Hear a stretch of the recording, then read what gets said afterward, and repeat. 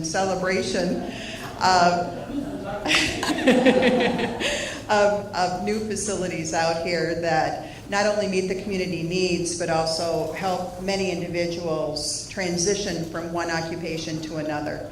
I'm absolutely honored and privileged that she agreed to host this event at her beautiful facility and support this effort with this notion of leadership in government and policy.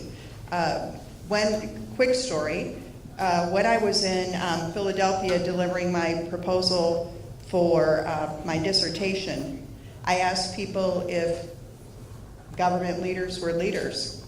And they said, "You mean people elected into public office?" And I said, "Yes." And the response I received from this professional group at the Academy of Management was laughter, shock, disbelief, and no affirmations. So when I completed my doctorate degree in the leadership sciences, I found that there was no research in this area. There was a big gaping hole. And I thought it was time that we looked at solid public policy, that we listened to business leaders, and we identified where the needs were.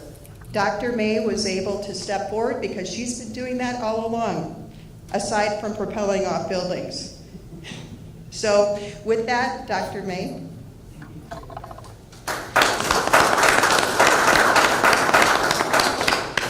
Well, good morning and welcome, everyone. Very delighted to have you here this morning. We're always pleased to welcome our business and community leaders to Fox Valley Technical College and this morning to the Bordini Center. Terry, you're absolutely right. Public and private partnerships are absolutely essential in working together. Education and business, really sort of the heart of what we do here, and we'll always do, because that is the core piece of the mission in terms of what we do. We do not even exist but for the mission and purpose to serve the industries that make up our region and working with people to connect to those opportunities here in our region.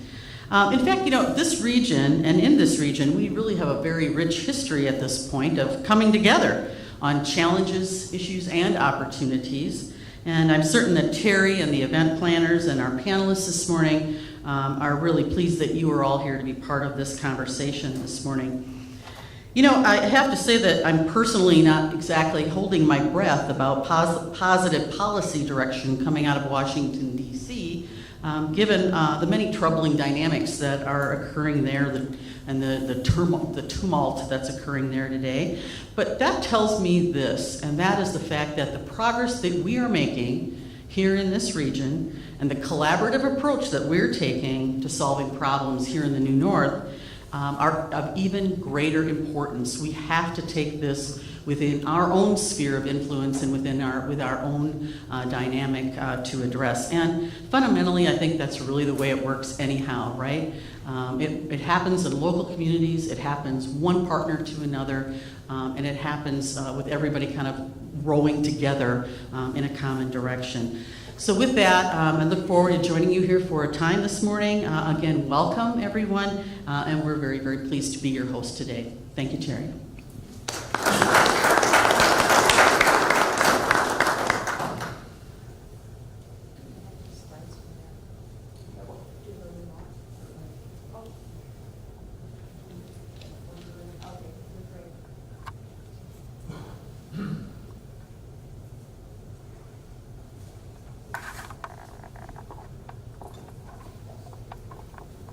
If you take a look at your program, I am absolutely delighted with the first panel being so diverse.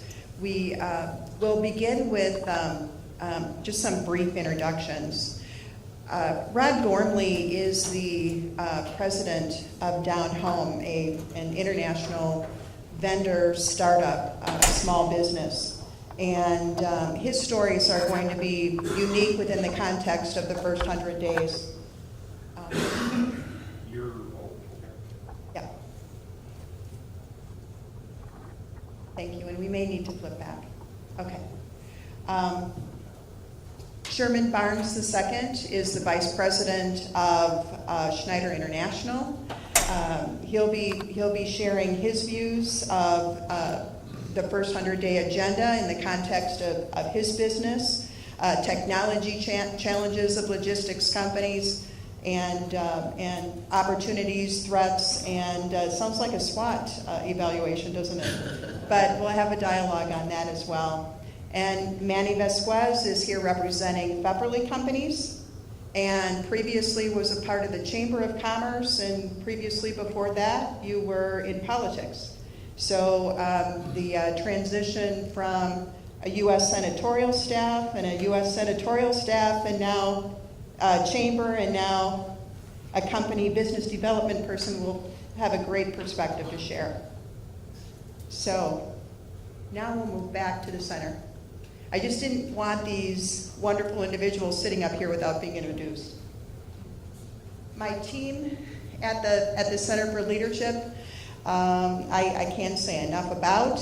As I've already discussed, my dissertation and my PhD work was in the leadership sciences with a specialization in political communications.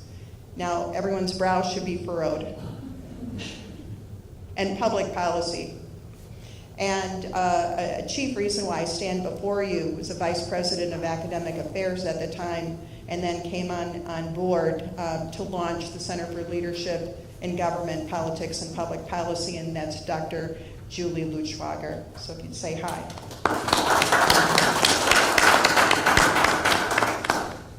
Dr. Mike Schneider and I had the privilege of taking many doctoral classes together. He comes from a specialization in law enforcement. He has a vast array of experiences, not only as a police officer, but a superintendent of education in a facility where individuals attend when they break the law. Can I put it that way? Correct. Sometimes known as the big house, sometimes known as a detention facility. We have a vast interest and passion for leadership within government in every sector. And I thank him for being the Center's research fellow and for helping us today. Mike?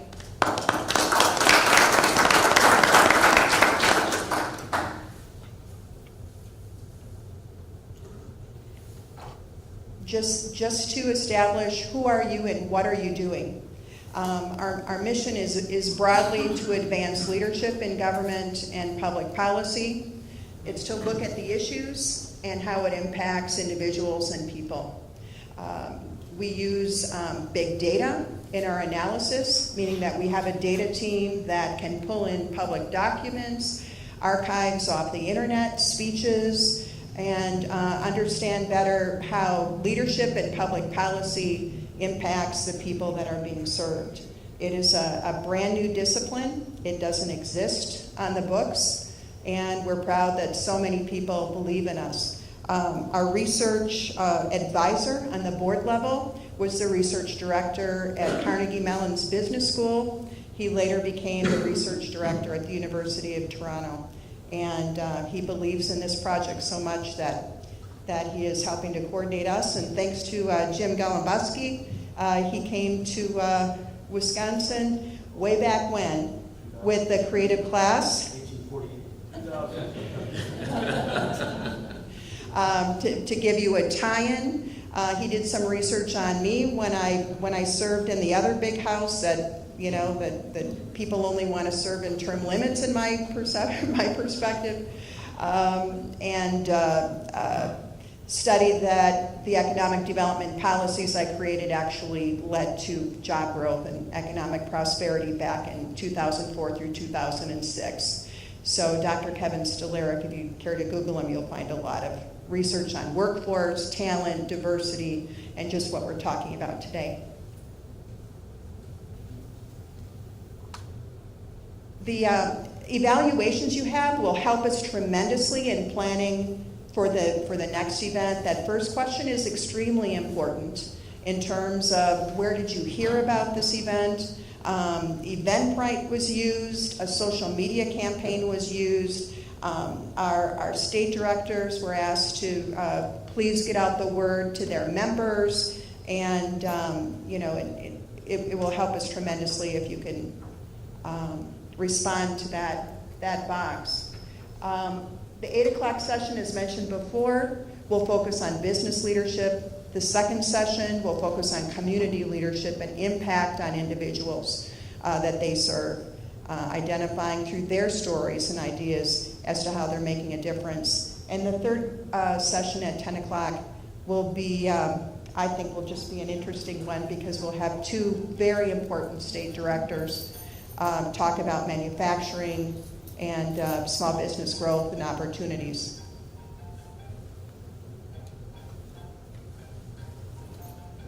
The framework for this discussion, I know it was me. Can you turn it off, please? I'm so sorry. I thought I hit the airplane mode. The framework we were talking about is up here. In the economic infrastructure, or ecosystem as I like to call it, we have the needs for public leadership that are in conjunction with their partnership with private industry. Private industry works in an ecosystem where lower taxes, more informed regulation through regulation boards, through public-private partnerships, and also access to capital is extremely important. On the public side, we have programs that are critical to the services of individuals that rely on those services. So the question becomes, at what cost are we cutting taxes, and at what cost to private industry are we regulating, over-regulating? That's what the discussion is going to be talking about from a very sector-oriented approach. Now we'll go to the fun stuff. There we go. I'm going to sit down with you so that you don't feel like you've got someone in school, you know.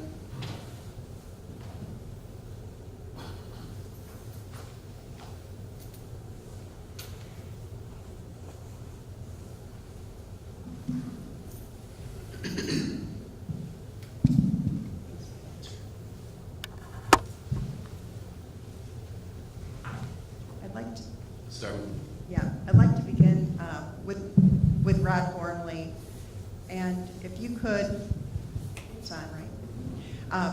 If you could just let us give us a little background on your business and how you established it. I think that would be a good place to start. Then we'll get into the leadership side. Okay, very good. I'm president of Down Home LLC. Down Home is a manufacturer of textile products, primarily products. Our core competency is products that are filled with either down or down alternative fills. So we're talking about pillows, comforters, blankets, throws. We sell to retailers who resell the product at a profit, so we are considered a wholesaler. We manufacture here in the U.S. some of our products in a plant in Greer, South Carolina. Majority of our products are made in China. One of the largest factories in this industry of the down and feather industry is our part owner of our company. So we do most of our business with that factory. How I came about this, I've been associated with the textile business for a number of years on the retail side. I crossed over, some in the retail industry we call it crossing over to the dark side, and went to work for a manufacturer that's headquartered out of Alabama, and I worked with them as their senior vice president for a number of years, and one of our initiatives was to create a joint venture with a Chinese company to get into the down business. A little word about that so you understand. In the down categories is primarily China is the gorilla in the room. They probably occupy about 90% market share of the down-filled products. And that's primarily because in China, geese and duck are their primary food source as far as meat. They eat geese and duck like we eat chicken. So a natural offshoot of that has been the down business has really prospered in that country because the number of people there and the number of feathers and down that come from that industry. So so this joint venture that we had planned, talks went on for about a year, and I was the intermediary between the two companies talking about how we might come together. It fell apart at the end of those conversations because the owner of the plant here in the U.S. decided to step back from the table. So the Chinese at that point wanted to continue, and they approached me about starting a wholly owned new company here in the U.S., which was the result of that. Down Home was born, and I became the president of the company. It's a pretty lean organization. We've been in business now for about 2.5 years.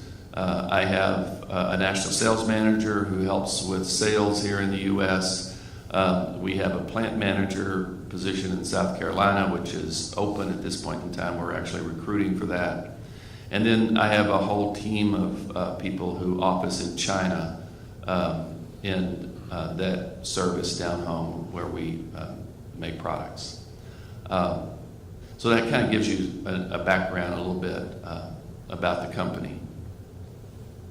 If I can move it into a leadership perspective, your background is such that you have been at the very launch of QVC Network on television.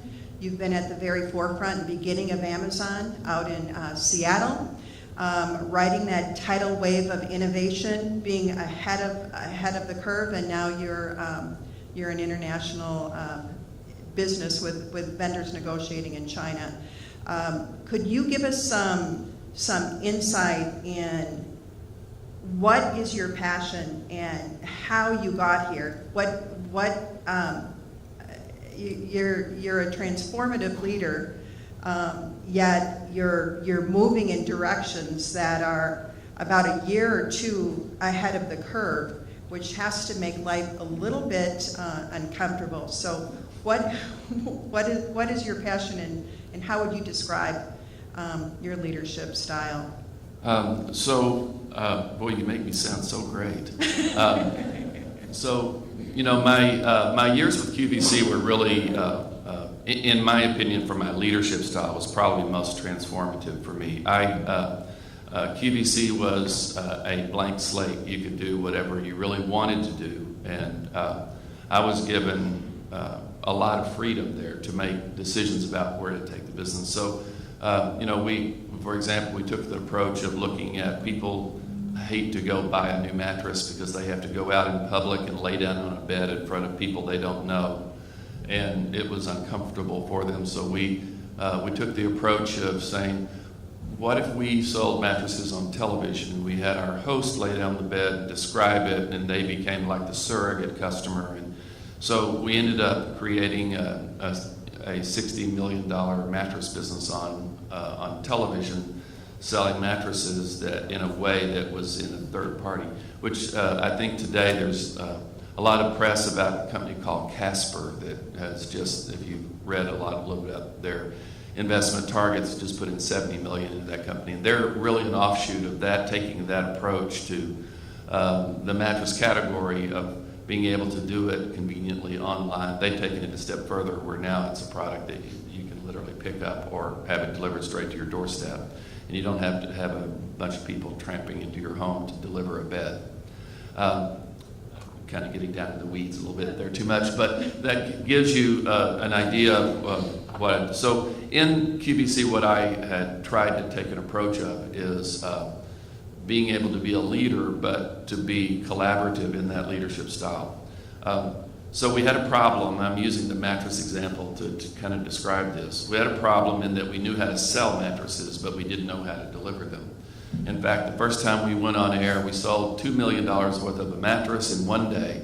Oh, everyone was excited. We delivered about half of them because the engine we had set up in the background to take customers' names and and get the product delivered to their home completely fell apart with that kind of magnitude. I called it my excellent failure because we pulled off of selling mattresses for an entire year and went to work on building an infrastructure that allowed you to take the information from the customer, transmit it to 18 different plants of mattresses around the country in a way that allowed them to make the bed exactly the way the customer wanted it and then deliver it to them all within a week's time. So that infrastructure took place. I would sit in a room with a lot of IT people, a lot of engineering people, and they would talk in acronyms. And I would stop them and say, guys, I go on buying trips to China, and they talk Chinese, and I know more what they're saying than what you're saying. So it was gathering people and making them talk and communicate in a way that would get us to a point where we could test things and try things. And it took a year, but we got the back-end engine created. And it's the same formula that's now being used by most of the online mattress companies, with the exception of Casper, which is unique, of how to deliver a mattress into a customer's home who buys it online.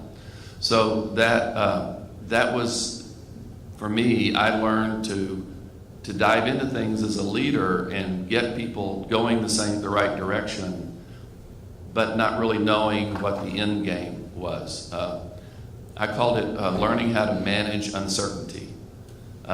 Trying to get to a goal and not knowing exactly how to get there, but I enjoyed it. I found that I began to like that type of destination. So that led me from QVC and a lot of successes there into Amazon when they said, you know, come put us in the furniture business and put us in this business, in the textile business. And it was the same thing of learning how to sell those type of products in an online environment. What do customers want to see, but also how to get it delivered to them after it was sold. Thank you, Ron. Thank you. I'd like to have Sherman jump in. And if you could, I think everyone in Northeast Wisconsin is familiar with Schneider International. But what we're not familiar with is the journey that you're looking at now with new competition in technology, Uber, and the challenges that you have in front of you. Can you share what the state of Schneider International is today in this new emerging environment of technology? I can. So I have been in the industry for about 15 years. I've been with Schneider for 4, and a lot of unique changes have happened. First of all, technology is becoming more and more disruptive to our industry. The industry, it's been around for years. It's been minute innovations here and there, but not like now. So one innovation that I'm sure a lot of you have heard about is the Cargo-matics of the world, the Convoys of the world, where you can place an order online through an application versus having to deal with a live human being to transact that business for you. That's a growing trend, but it has not proven to be disruptive yet. And I think that the reason being is that with transportation and logistics,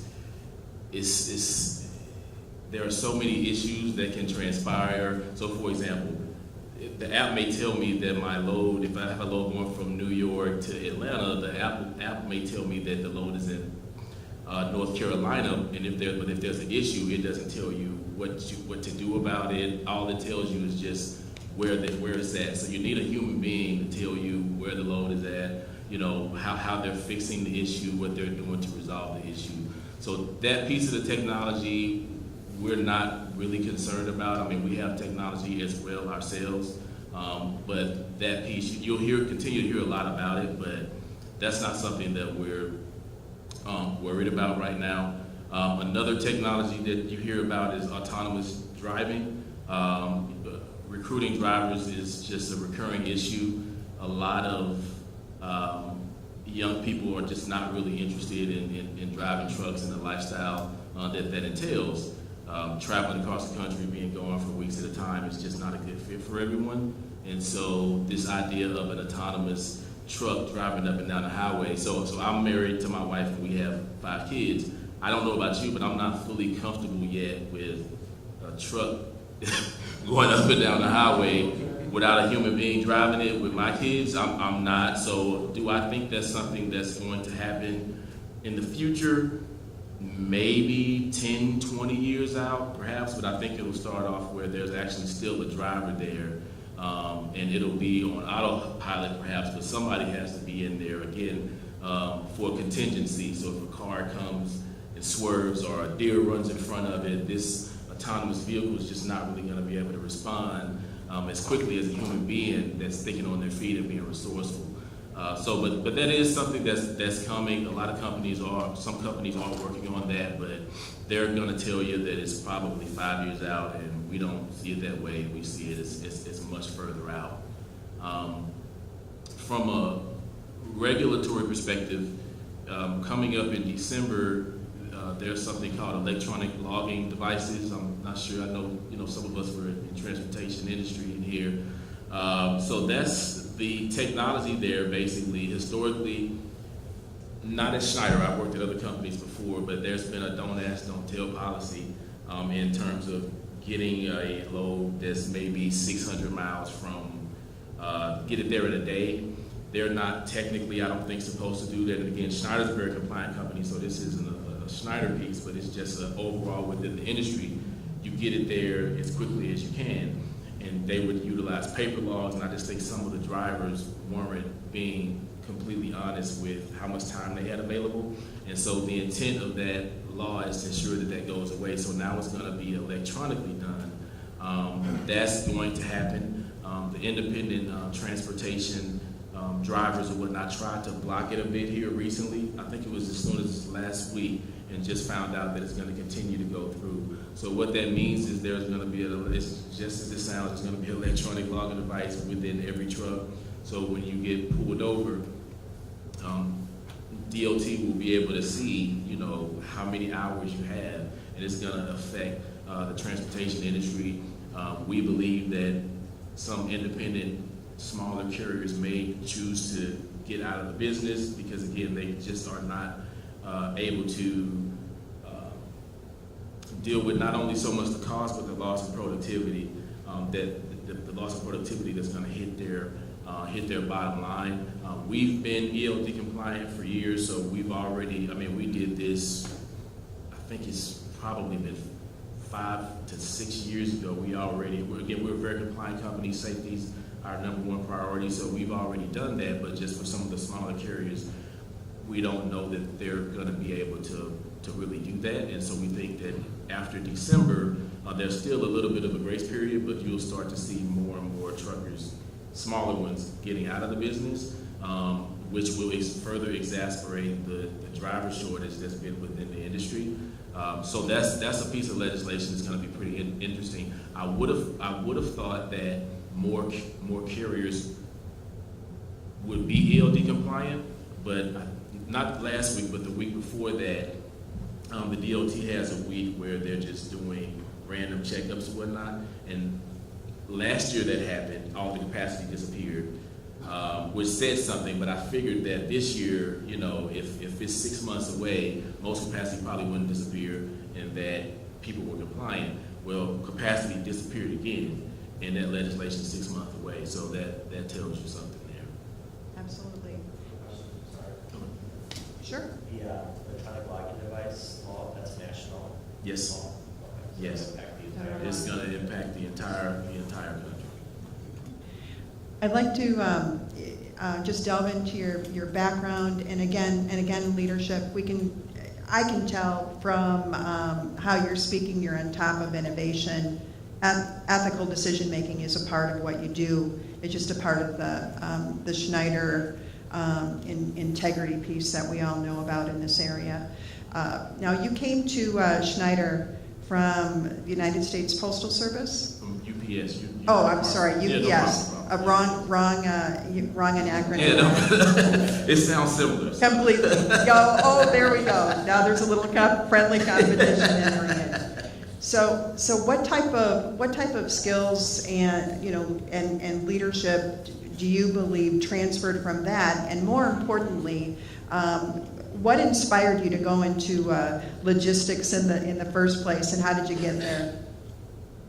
So supply chain and logistics, I have not met a ton of people who said after school, you know what, I'm going to go into transportation and logistics. Now it's becoming more of a source of competitive advantage, right?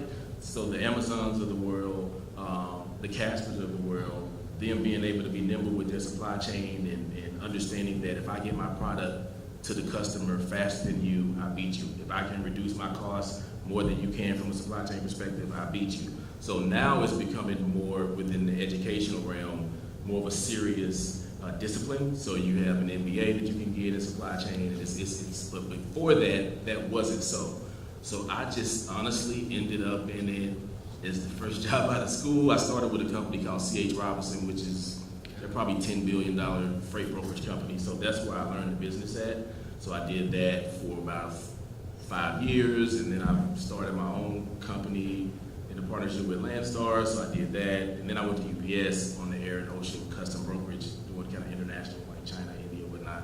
So I did that, and lastly I came to Schneider. And I think, so how I got in it by accident, but when I got into it, what I loved about it was that you have, in order for me to help a customer ship their products, in order for me to remove costs from their supply chain, I gotta understand their business. And so it's fun to see so many different industries and deal with so many different industry verticals, and have to understand that it's the ultimate, you know, MBA. Every day you're just learning about new, interesting businesses that are successful. So that's what got me into it. What I've learned from a leadership perspective is, you know, I have a personal philosophy, number one, of servant leadership. I always think about how I can serve not only people that are my leaders, but also people that report to me at all levels. So I try to make sure that I'm available, but I also have a philosophy of teaching an individual to fish rather than giving them all the answers. So soliciting their feedback and not just simply making the decisions myself, but helping them see why I may make a decision and getting their perspective on why the decision should be made. And as well as I have another philosophy, which is it's my job to attract, hire, train, and deploy, you know, top talent. So I'm always looking for talent from an attraction perspective. You know, then I need to train it. You know, and the deploy piece is important because I trust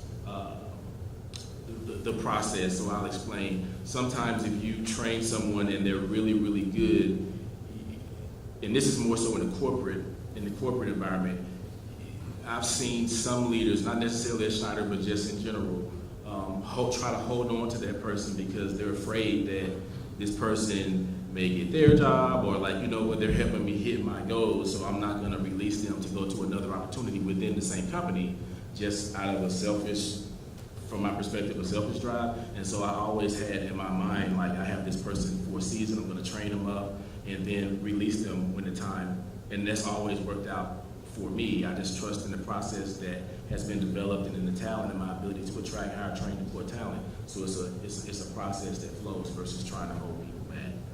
That's inspiring. Absolutely. Thank you.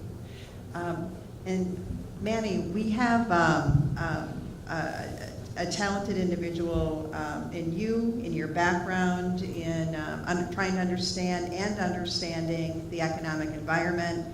You've led initiatives in the Fox Valley at the Chamber of Commerce in order to look at a more regional approach, more collaborative education through technical colleges and manufacturing in this area to grow the region and to attract businesses. How has that led to your current role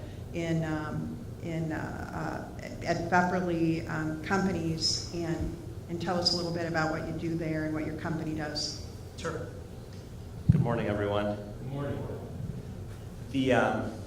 I think economic development which is what the Chamber and the Regional Partnership do, is a term that gets utilized a lot out there, and I'm a big fan of it, so every time I hear it, it's a good thing. But The chamber version was working with the private sector, the public sector, the nonprofits, the colleges, kind of the whole village, to keep business here, attract new business here, and now more than ever, the talent piece became first and foremost almost to the traditional economic development model, which is tax incentives, infrastructure, and they'll come here.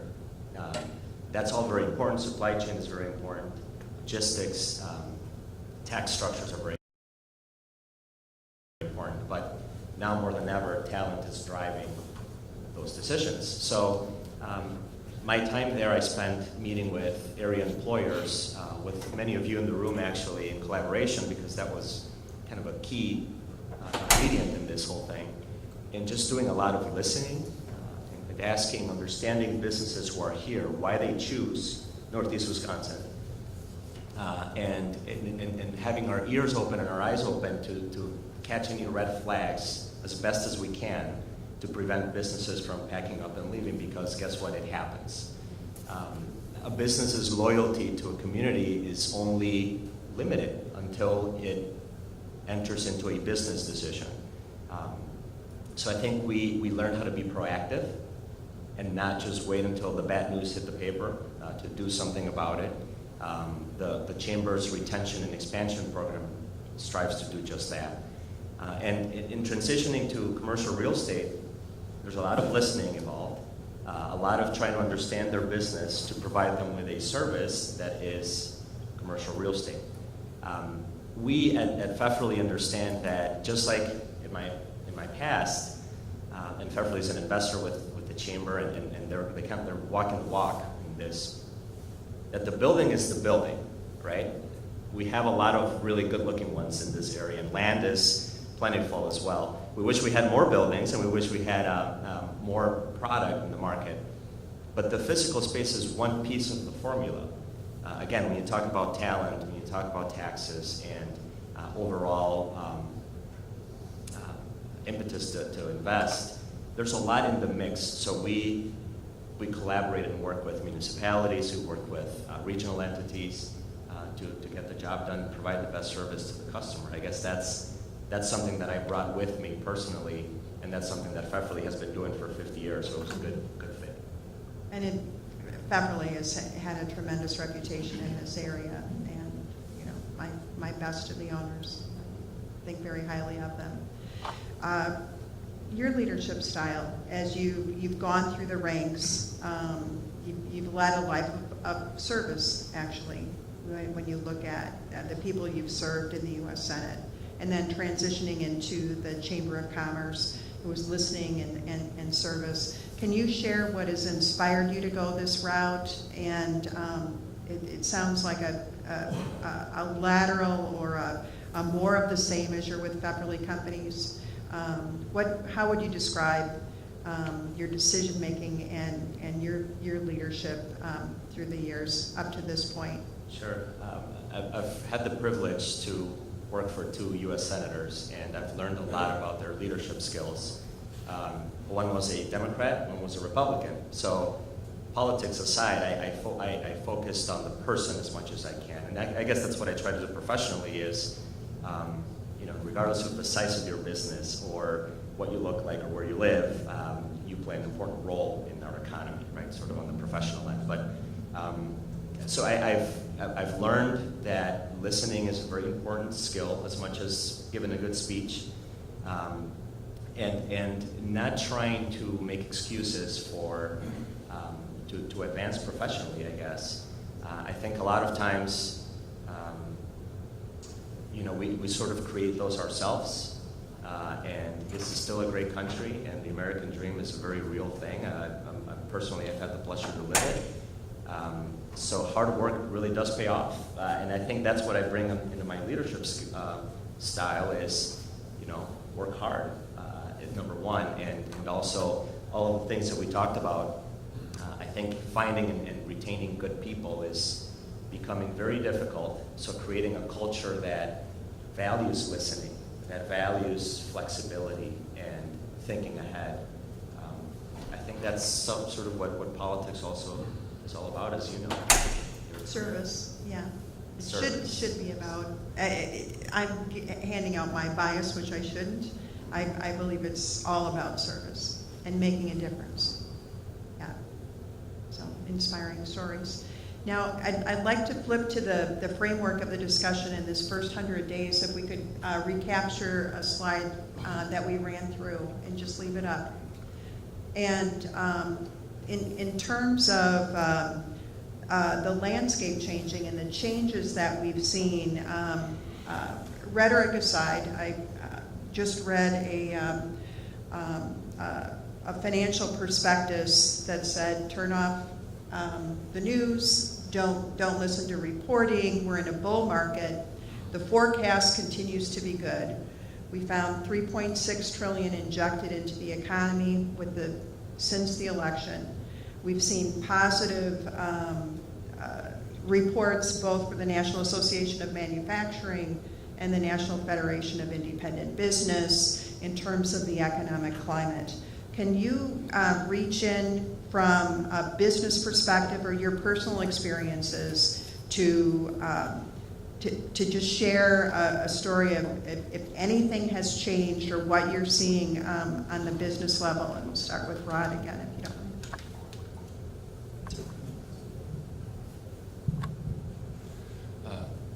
Yeah, so there's several things that have concerned myself and also my owners of the company. That, as we've talked about, probably the top of the list for us is VAT, the import tax that has been talked about as part of Trump's tax reform. That is a great concern to the Chinese, and so that immediately they zeroed in on that, and it's been a discussion that's been pretty active. We invested in the company in our own manufacturing plant in Greer, South Carolina. That investment seems to have been a prudent one, and there's further investment now being discussed to enhance our ability to make products in the U.S. rather than having it be all imported. That was a direct result of those conversations. We've had others about some of the changes in the Dodd-Frank, I think is what it's called, the ability to get loans for small business.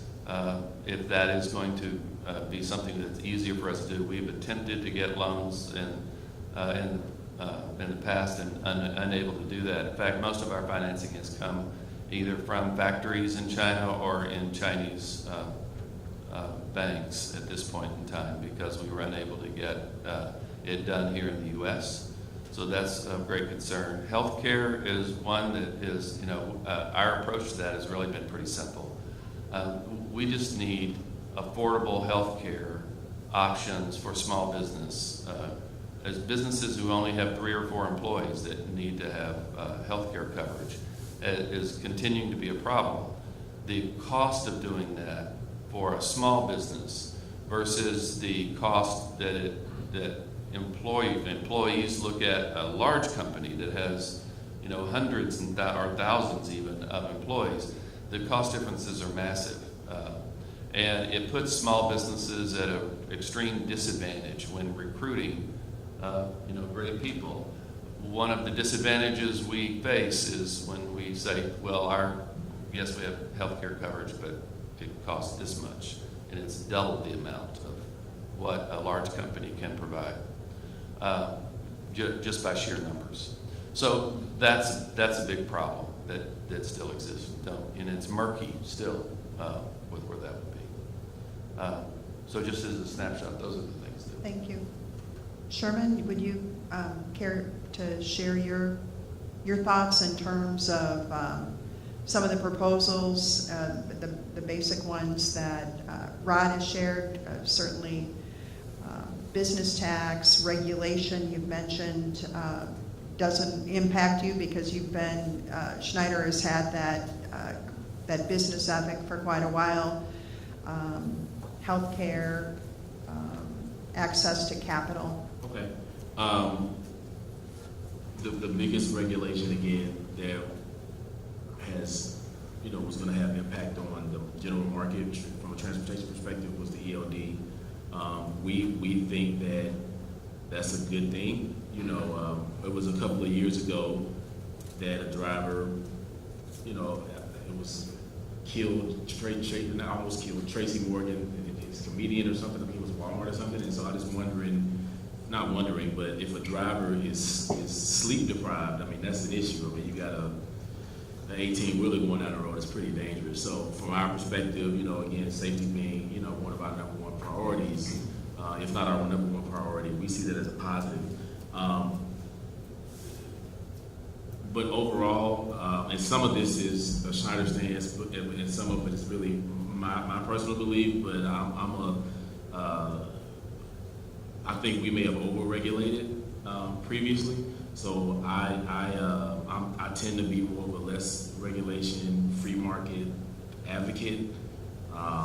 You know, that's just one of my core beliefs of what makes our country great is, you know, the magic of the marketplace. So I'm a big advocate of that.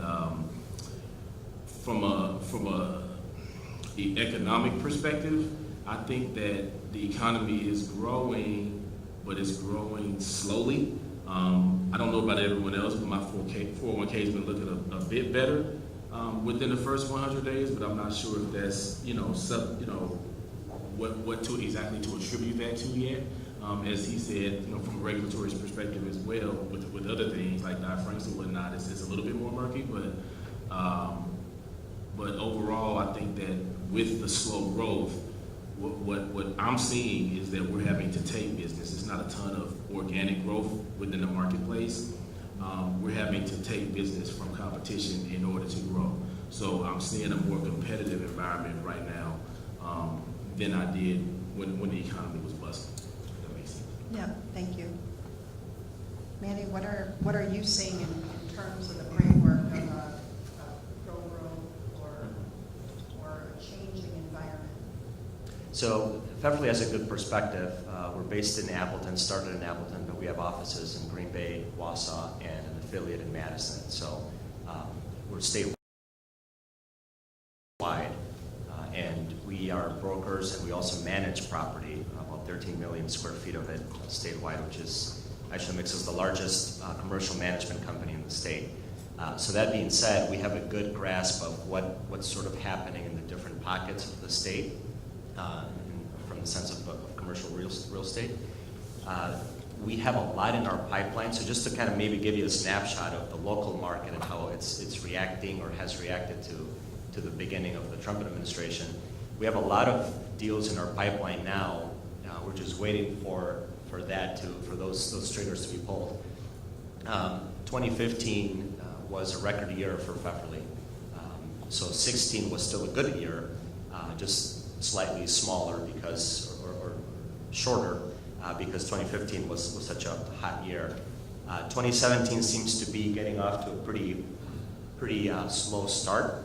And let's keep in mind, folks, that before Trump came on board, this is almost the longest recovery period in the history of the country, right? If this recovery, this expansion, goes until June 2019, it will be 10 years old and officially, at that point, the longest recovery period in the history of our country. So it is sluggish. It is kind of getting a feel for what other sectors and industries are doing constantly in the past decade.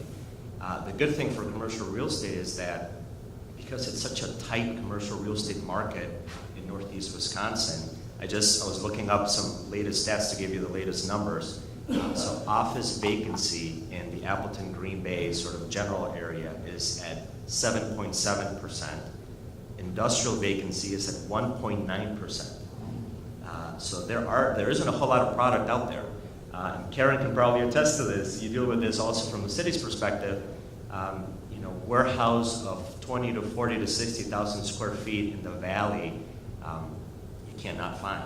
There's stuff now that is churning, and we're seeing some progress in that regard. But candidly, that's not a very bad place for Pfefferly to be in.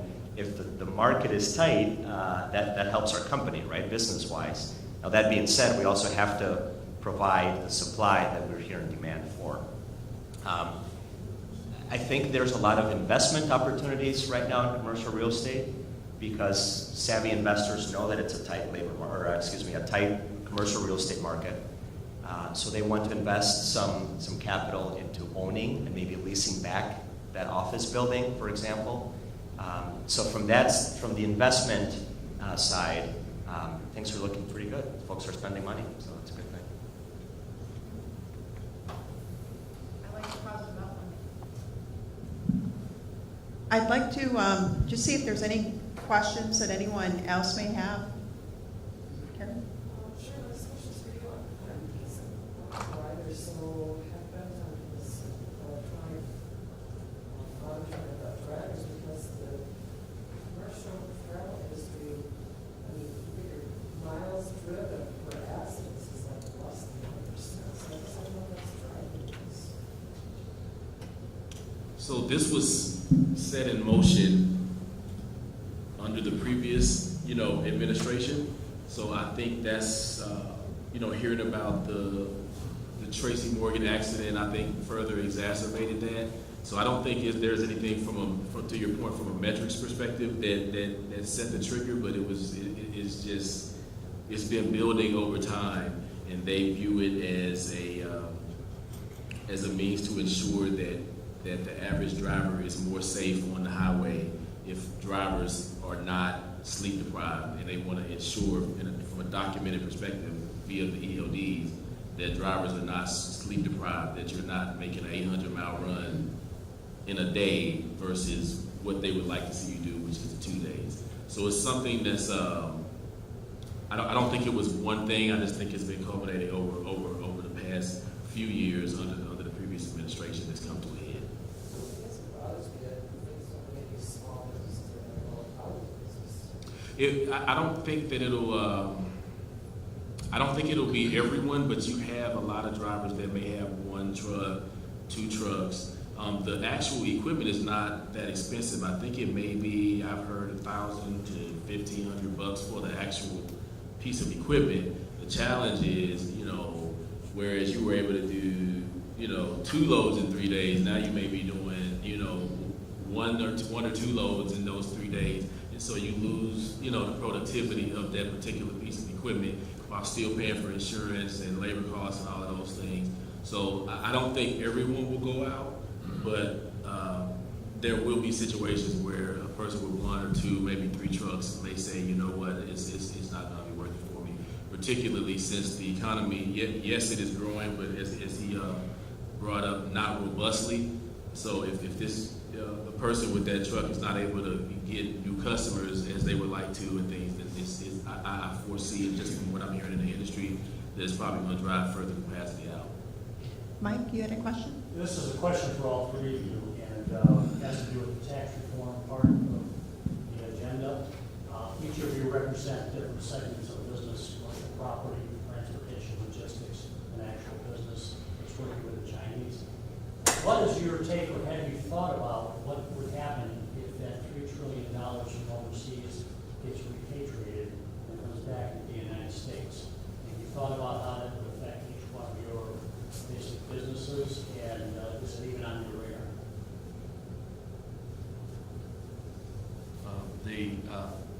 The $3 trillion, to ask a clarifying question before I answer, is that the import tax that you're referring to? No, that's the money that's sitting overseas because of the tax structure. Okay. But a lot of companies have moved there. Oh, like Apple and stuff having all their money abroad. Right, so if that money is coming back and is invested in commercial property, increased business, which affects logistics, have you thought about how that could impact your business? No, we've not had any of those discussions in our company because our discussions are more practical. I would say they're more us, what's going to happen to us, and that money seems like it's out there and we can't touch it and we don't have any effect on it. So honestly, we haven't had those discussions. We've just focused on, if they apply a 20% import tax, what are we going to do with the way we run our business? We've had a lot of discussions on that topic, but not so much the funds that you're talking about. comprehensive tax reform is complicated stuff. Congress keeps bringing it up, and then it goes away, and they bring it up. I'm just hopeful that the Trump administration can lead the charge there, but the president's only one piece of that. The entire Congress needs to, start on page 1 of that book that's about this thick, and start reviewing. And I don't think any of us are holding our breath for that to happen. I hope it happens at some point. Just keep talking about it and not coming up with solutions. But national politics. Within that context, positivity or the positive perception is wavered with the National Federation of Business, for example, on their research sites when Congress is hesitating on some of these bills. So Congress is setting the pace for executing the agenda. So we'll see. Manny, that was a great response. Please. Mr. Chairman, you see the e-logs increasing the cost to the consumer because you have smaller carriers going out and bigger carriers being there. You're already understaffed, and is that a direct effect?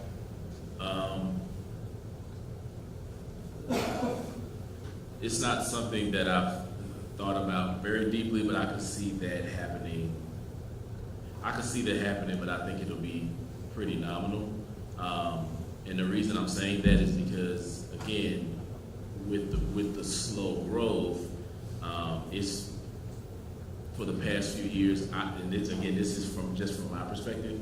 It's been a shipper's market, so the pricing that shippers are paying to ship products have been compressed, and so once those carriers leave, there will be a bit more revenue that trucking companies are able to make, the ones that make it beyond it. But I really don't think it's going to raise the cost of milk or cheese, and if it does, it'll be nominal. Yeah, just a side comment on that.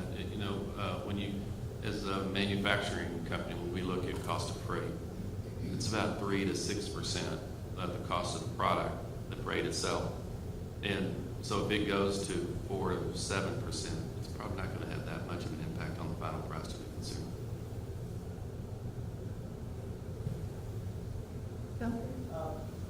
Probably Rob, you probably chime in on this bit, but it's been suggested in Madison, even motor carriers should pay based on miles driven, should be taxes based on the total miles driven in Wisconsin. And the impact of that on freight charges and competition with railroads in Wisconsin, and competition with universities. So let me make sure I'm understanding what you're saying. So you're saying that there's been some legislation brought up to pay drivers on a per mile basis? You would charge motor carriers, the trucks themselves would pay taxes based on miles driven in the state. Much like the federal tax. Yeah, but help with our transportation. You have to fill that transportation budget. Correct. So they're trying to figure out. I got you. And one of the, in fact, one study came out and said, all of it should be based on miles driven. But recently, one legislator suggested that maybe the trucks that travel through our state, should pay based on miles driven, because they have a greater wear and tear on the highways, so it's a direct user payment. It's funding solution. What are you asking? Go ahead. How does that impact the cost of freight coming into our state and leaving our state as well? And how does that impact the competition within the motor carrier community? Does that hurt? No? I think it would hurt us again, and this is just Sherman conjecture here.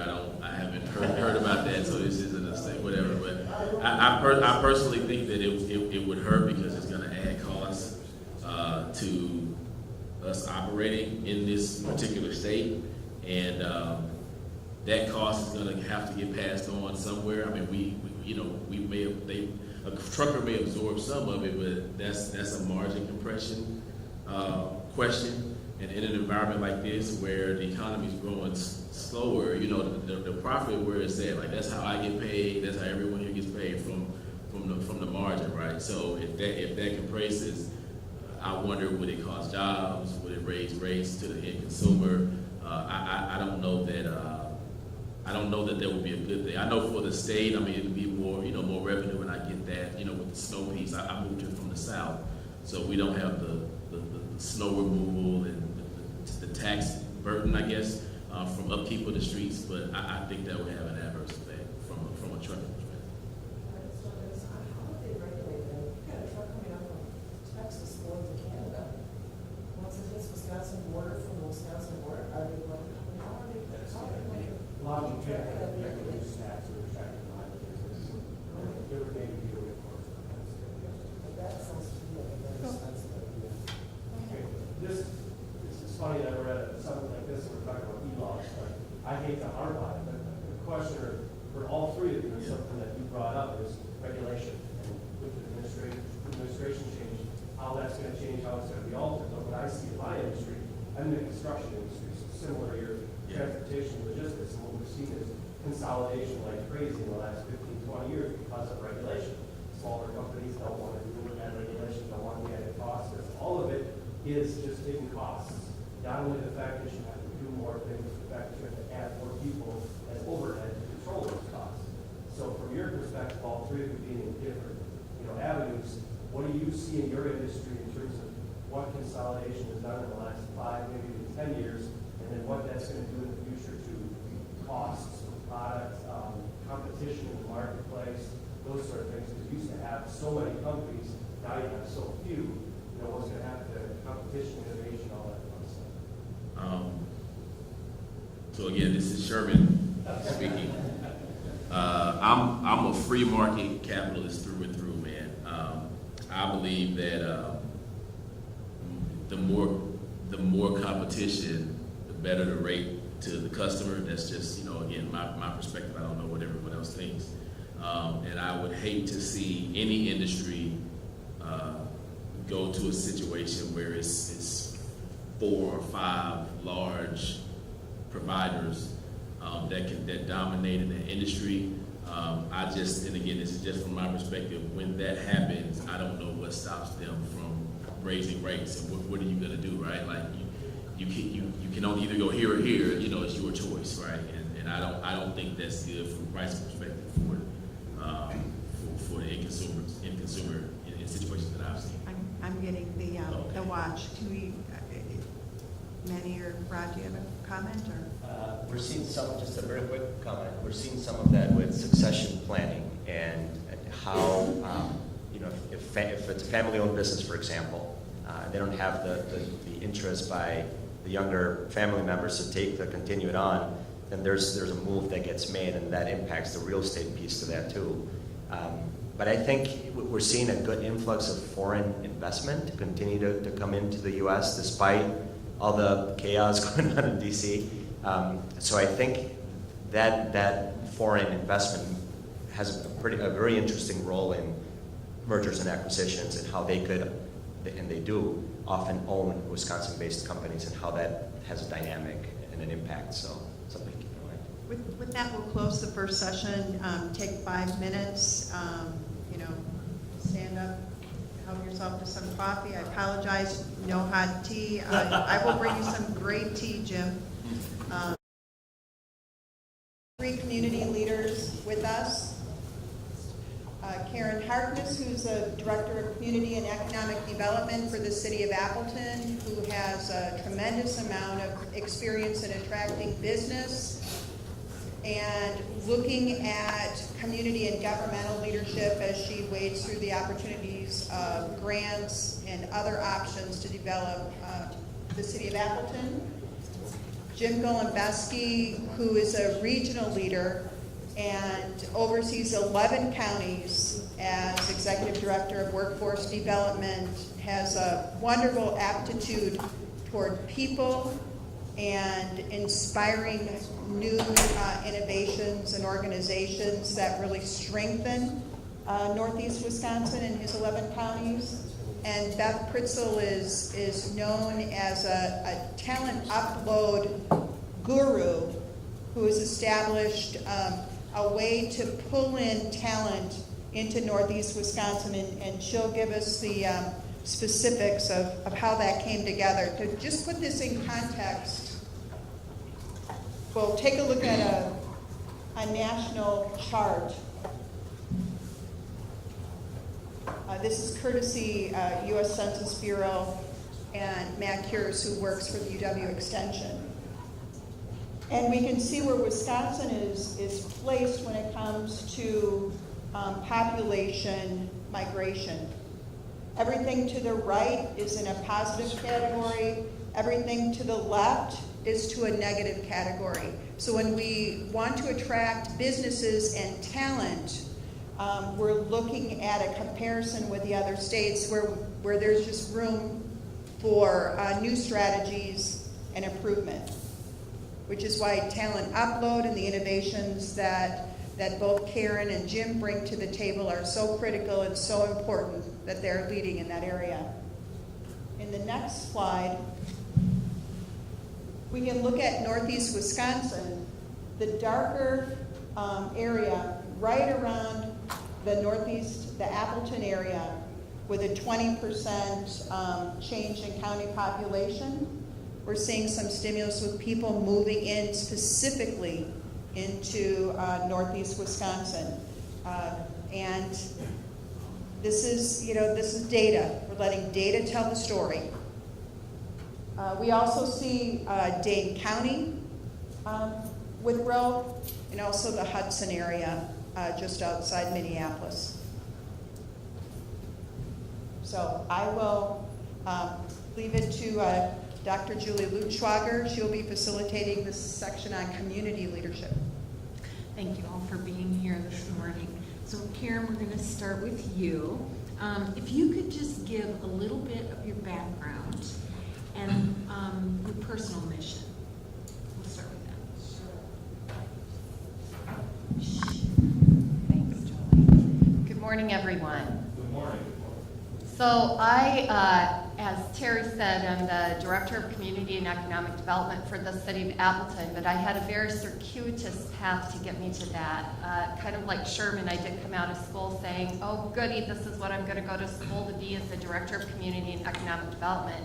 Truth be told, when I graduated from school many moons ago, I didn't know anything about community and economic development. I sure as heck didn't think one day I would be the director for a city such as Appleton. So my background was when I graduated from school in a liberal arts college in Cedar Rapids, Iowa, which is a sister city to Lawrence University, or sister school to Lawrence University called Coe College. I graduated with a liberal arts degree in political science and history. I was raised in a family that was very political. My father was a Republican, my mother was a Democrat, so our evening dinners were always very interesting. Yeah, to go a little bit further, my mother was a Southern Baptist and my father was an Irish Catholic from Chicago. So we always had very, very interesting conversations at our dinner table, which I always say was a good opportunity to hone my debate skills, right? So I went to work for the state of Iowa for a program called TRAIN, Teach, Rehabilitate, and Aid Iowa's Neglected. This was back in the early 70s when we had some energy issues. From that, I went into owning my own Hallmark store for over 10 years, was a family business in retail in downtown Cedar Rapids. Married, had children. My husband was a truck driver for Nash Finch, and went into management out of truck driving because truck driving isn't a very great job when you're trying to raise 3 children and your wife works in retail. So Jody went into management, was transferred up here to Appleton with S.C. Shannon, who Nash Finch had owned for over 20 years, but had kind of let them run on their own.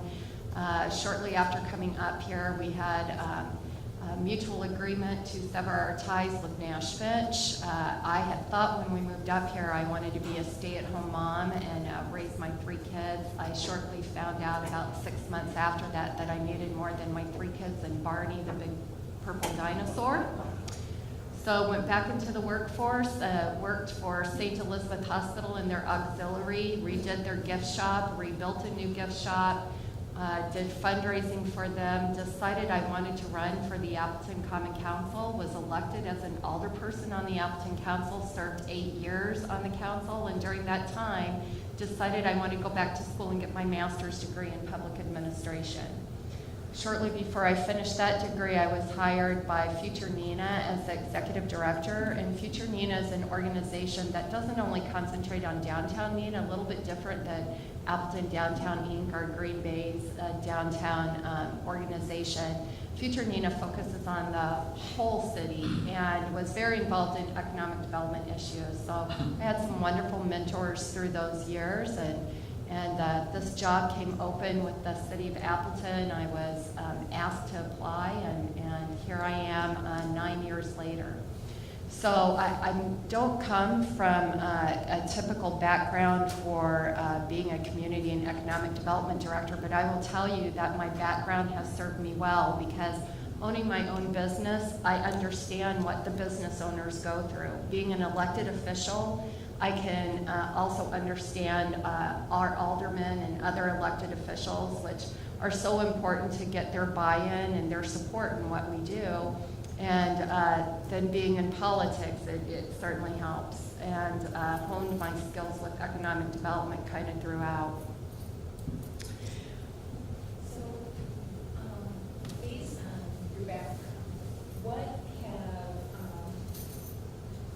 have been your successes in attracting talent? So as we heard from our first panel, that talent attraction piece is so important today. Economic development is not what it used to be. It's become very complicated. It's not only finding the right site, but it's also putting together a capital stack that makes sense for that business to expand or relocate. But that talent piece is huge as well. The slide that Terry showed us earlier about the growth in Northeast Wisconsin, I think we can really say that it's because of what I call the 3 C's, collaboration, competition, and consensus. And I think that Northeast Wisconsin excels in all of those. We all have competition at so many different levels at everything that we do, and we all have to handle those in certain ways depending on what that competition is. But what I've seen in Northeast Wisconsin, what we have going for us that I haven't seen in other parts of the country, is that collaboration piece, that regional approach, and that can-do attitude. Not every part of our country has that. And then, of course, building that consensus. So that's why it takes us 30 years to build an exhibition center, or 22 years to build a performing arts center, is because we're sure that we develop that consensus along with that collaboration. I would agree with you on the collaboration part. My background is healthcare, and so I have worked with the Fox Valley Healthcare Alliance, and leader in the state in both practice arena and education working together. So it's been marvelous working in the Northeast area. So tell us what have been the governmental regulation advantages, disadvantages, taxes, capital. Yeah, where do I begin with that one? There's so much, and you know, it's at every level, federal, state, and local. So I guess from my standpoint, I'll talk about 2 of them that we're dealing with right now: the historic tax credits and CDBG, community development block grants. So I often think that the intent is not always what the impact is. And sometimes the intent gets lost in the regulation of the implementation of it. So historic tax credits are under fire at both the federal and state level right now. It's part of what President Trump has authored in his budget bill to be eliminated, and Governor Walker in his budget bill wants to cap historic tax credits at $10 million. So this has been a conversation that's been going on in our state now for about the last 3 months, and I'll just share some statistics with you. Baker Tilly did a analysis of 118 projects in the state of Wisconsin that were done from 2014 to 2016. And out of those 118 projects, what they found out is those historic tax credits generated over $600 million in economic development, created 10,000 construction jobs, and had $90 million in new state tax revenue. Governor Walker's recommendation was to cap historic tax credits at $10 million and to introduce a component of job creation with those historic tax credits. Job creation doesn't marry well with historic tax credits. If you've got a building that was built in 1931, it's in the middle of your downtown, it's not being utilized to its highest and fullest extent, it's not necessarily going to create jobs, because probably how that building's going to develop is office, retail, and maybe some housing above that. So try to take those tax credits and translate into a job requirement is difficult. And then if you're going to cap it at 10 million, what you're going to see is you're going to edge out all of those small projects and communities that are probably under 50,000 in population, because the smaller people, smaller developers, smaller projects aren't going to have the time to go for such a small pot of money. In 2016, 67% of the projects were in communities that had a population of 100,000 or less. And what we found was that those historic tax credit projects paid for themselves in 4 years or less. And over 10 years, the state would stand to gain an estimate of $187.75 million in net tax revenue from projects that were reviewed by Baker Tilly. So I can tell you with the City of Appleton, I've got 3 projects that are on hold right now in historic buildings. They were ready to rock and roll. They're now standing down until they see what happens with both the federal historic tax credits and the state historic tax credits. CDBG funding is no different. It was on the chopping block at the federal level. Just yesterday, we were told that the allocation for 2017 was awarded. The City of Appleton was given $550,000, which we then pushed down and out to not-for-profits in our community that do all kinds of good things, from addressing homelessness to drug rehab, abusive relationships, Harbor House, who's able to help women and children that are in abusive relationships. So without those funds, I'm afraid government may have to spend more money for that. So those are 2 ways. Just real quick, Julie, another way is tax incremental financing our TIF districts, which is really the only economic development tool that we have in the state of Wisconsin to attract and retain businesses.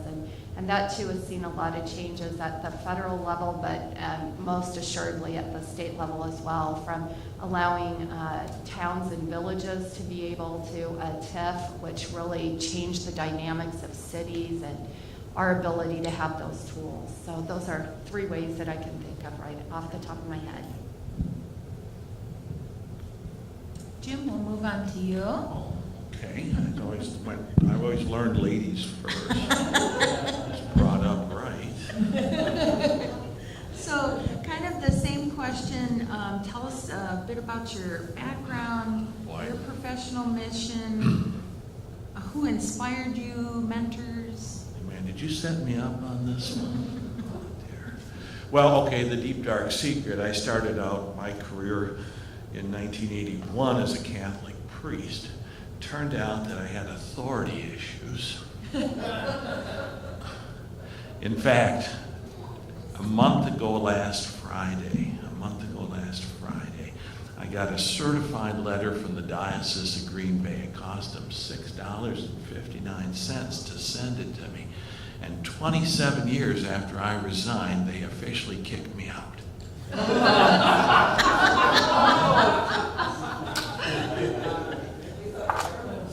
Yeah, that's interesting. Yeah, so anyway, I started out life as a Catholic priest from 1981 to 1989, and then I was fortunate enough to fall into this workforce area where I've been really, I'll be 25 years coming up this fall. The ministry piece of that has been advantageous to me in the sense that from that occupational perspective, you get this broad view of the community, which is what the Bay Area Workforce Development Board really brings to the table. I have a large board of directors, 45 people. We have a majority of business leaders from the 11 counties that we cover. The tech colleges are at the table, the economic development's at the table, K-12 is at the table, so that kind of community organizing piece of this, it really has served me well. And basically, Bay Area Workforce Development Board does three things. We develop a broad strategy for matching worker skills with employer needs. I would talk about that in a second. We pulled together the whole variety of agencies that are funded at the state and federal level for workforce development into a one-stop format called a job center. And then we target three groups of people, dislocated workers when we have plant closings and layoffs, low-income unskilled adults, and then young people as they get out of the secondary school years and try to achieve adulthood. We've got a great new initiative going in this region around young people aging out of foster care. We got a little grant a couple years ago from the Green Bay Community Foundation, and what we discovered was that within 5 years of aging out of foster care, 80% of those young people are either homeless, in prison, or dead. So we've really got a new initiative going to help them, engage them earlier on in a career plan. And we had 118 young people last year engaged in that program. It's a grant called the Independent Living Grant. And of the 118, not one of them came out of the system homeless. I'm very, very proud of that. So that's good. My other big influences are all musicians. I grew up in the folky era. In fact, I was listening to Harry Chapin yesterday. God, I miss Harry. Yeah, well, you wonder what he'd be writing if he were alive today. But many of those people were very, very inspiring, that's for sure. All right, what was the second part of the question? Oh, let me say one thing. We're talking about talent development here, talent attraction. And one of the things that happened that I'm very, very proud of is 11 years ago, we had a group of manufacturers come to us and say, we have a problem, we get it, we have an aging workforce and a bad image. And we created the Northeast Wisconsin Manufacturing Alliance, which has grown in 10 years from 5 companies to 200 companies. And the woman that I contract with to manage their affairs, Anne Franz, and the plant manager at Sargento down in Plymouth were out in Huntington Beach, California yesterday at a black tie event to receive an award from the Manufacturing Leadership Council, which I'm told is the equivalent of a J.D. Powers Award. And not only did they win the award, but in their category of talent management, we won best in class, beating out Dow Chemical and Oracle for that Best in Class award. So we have a really wonderful model right here in Northeast Wisconsin from our manufacturing community, with a lot of credit to Anne Franz for what she's accomplished on really how to develop and retain and attract and manage talent. And I'm just very proud of my involvement with that group. Could you describe it a little bit? How you do that? Well, we started again, we had a small group of manufacturers, and the advantage when they came to us, I'll be honest, they were pretty frustrated in working with the chamber in Green Bay. But the advantage that we have is we have that regional perspective, which we've really developed in this area. And so we got a small group together and we said we have to change the image of manufacturing in order to draw young people into that. So over the years, we have this All-Star magazine. So we get young people who work in our manufacturing companies under age 35. are featured in the magazine. We have videos.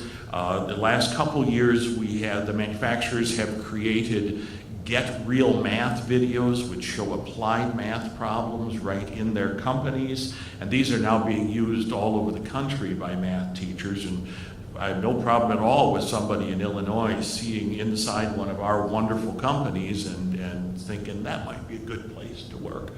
And they've instituted this internship draft day where they bring about 200 college students in. This will be on November 9th to Lambeau Field. It's got a football theme to it where the companies draft kids for paid internships. We have our 7th annual conference this fall that will attract over 1,200 people. We'll bus in 600 high school students. So a lot of really, really wonderful things going on. It was captured best last year. We also have an annual education banquet where the manufacturers pass out $500 checks to schools and teachers like they're going out of style. And we had a principal get up last October, and this is what he said. He said, 10 years ago, I used to take my kids over to company XYZ and I'd tell them, if you don't study hard and work hard in school, you're going to end up here. And now I take them over there, excuse me, and tell them, if you study real hard in school, you might be able to work here. So in 10 years, being able to change that image to that extent has really been a great accomplishment. Great. So what has been your biggest challenge? And maybe it's related to regulation, policies. Here's the biggest challenge, and there are a lot of them. I mean, obviously, I live on federal money, and that money goes up and down, and we have concerns, obviously. Here's the biggest challenge. For half of a century, our K-12 education system existed in one bubble, and our business sector existed in another bubble, and that was by design. Our schools did what we asked them to do, and our businesses, because of the baby boomer demographic of a lot of us, always knew there were 10 people outside waiting to get in if you didn't like your job. And that became the norm for us. And we also dumped so many things onto our schools that they simply struggled to do that. And I taught high school for a couple years back in my ministry days. In fact, if you want to see something interesting, go to YouTube and Google Jamie Vollmer, the Blueberry Story. If you've not seen that, it's worth seeing, or worth hearing. Jamie and Vollmer, the Blueberry Story. But what's happening today as the baby boomers exit the workforce is we not only have a skills shortage, we have a worker shortage. You saw some of the population numbers. A big part of the answer to that is better aligning our K-12 school system with our economic needs. And I have to say, in the last 5 years, I have seen our K-12 school system do some absolutely amazing things. And with the new academic and career planning regulations going in the fall, we're going to continue down this path. But the more that our young people know what career opportunities are available here in Northeast Wisconsin, manufacturing, healthcare, transportation, agriculture, construction, IT, and sales, the more that they know that, and the more they become engaged with those companies while they're still in that K-12 system and develop friendships and mentors, we're going to solve 2/3 of our workforce problem as we begin to change our institutions. And it's changing on both ends. Our manufacturers paying more and more attention to our schools day to day, integrating more and more kinds of things like that, and certainly our schools paying more attention to getting the young, within a great deal of time restriction, getting more and more career planning, career awareness, engaged on a day-to-day basis within that. So that's a huge movement going on. We've taken some good steps forward. We have a long way to go. I'll still sit here and tell you that 70% of our kids graduate from high school without a clear plan. And we have a decade in which to change that. Thank you.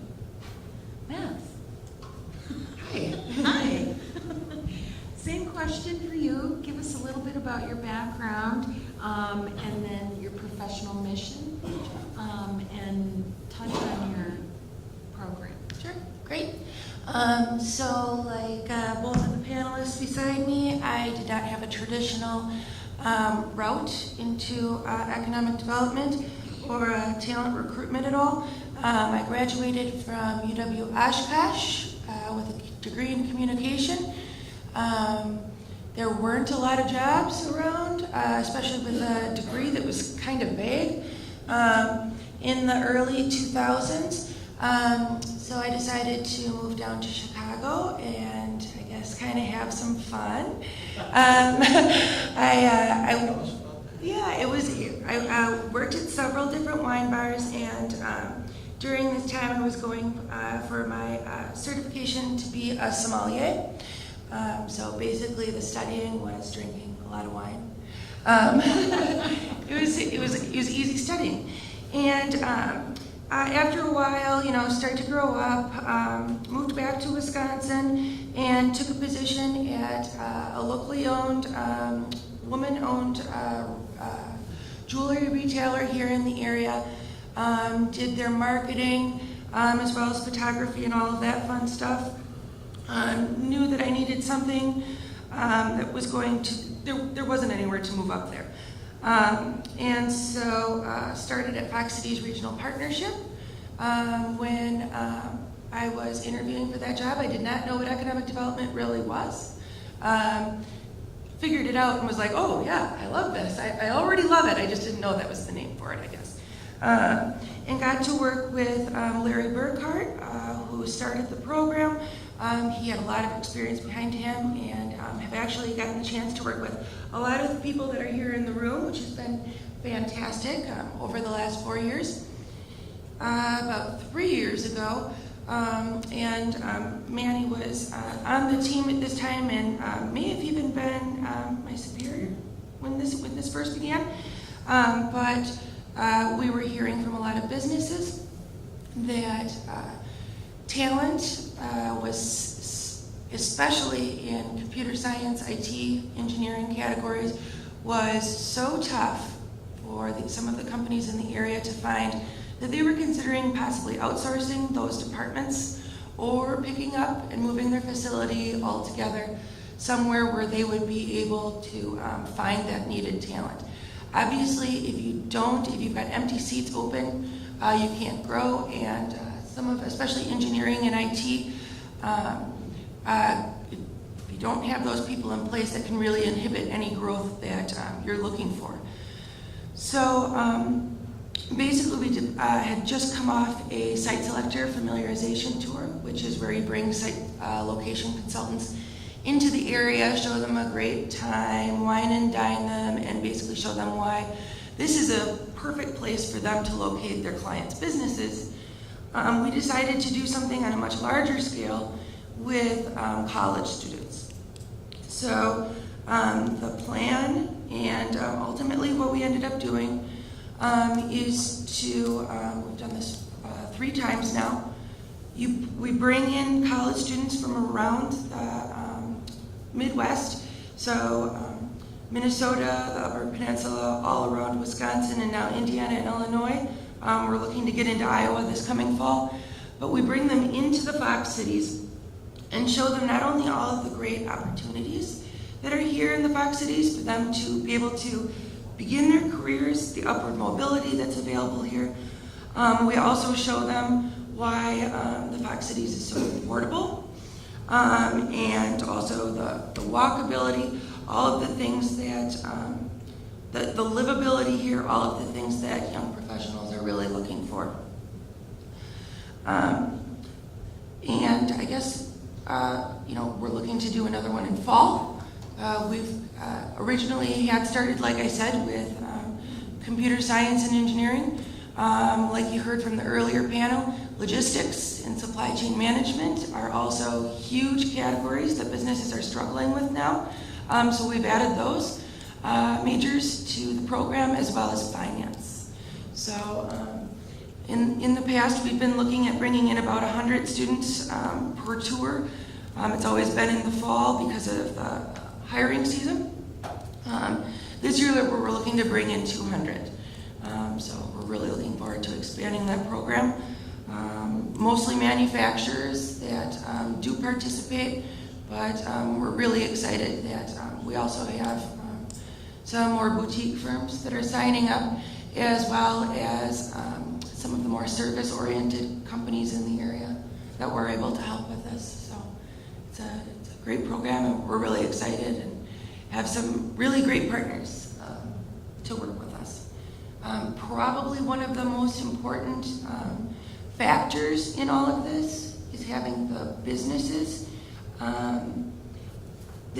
how much they're willing to work together. They're traditionally competing for this talent, and having them all pony up a few $1,000s and work together is incredible. We go to a lot of conferences around the country. Something like this is kind of unheard of. But I guess, when you see the need, they all knew that this was something that they needed to, everyone needed to work together on. So it's really been pretty exciting. It goes back to, I think, the uniqueness of our Northeast region, for sure. Do you think that this talent upload could be duplicated in other areas? Or do you think we are so unique? That's what makes it unique here. I always say so. I've given quite a few discussions, panels such as this around, and I said I think just putting together logistics, planning the event, that's not that tough. I mean, it's work, but what you really need is to be able to get consensus, like Kieran was talking about, from all of the partners that are sitting around the table. So you need the different municipalities, everyone to recognize this is something that's important. You need the businesses to recognize this is something that's important. And you need even the nonprofits in the area to realize this is something that's important, because we really look to the nonprofits to help engage the students as well. We want them to realize that if they move here, they'll be valued not only by their employer, but by the entire community, and that, it really, it sends a very strong message to those students when they hear from the mayors, the community leaders, as well as the CEOs and the companies that they might be looking to get positions in.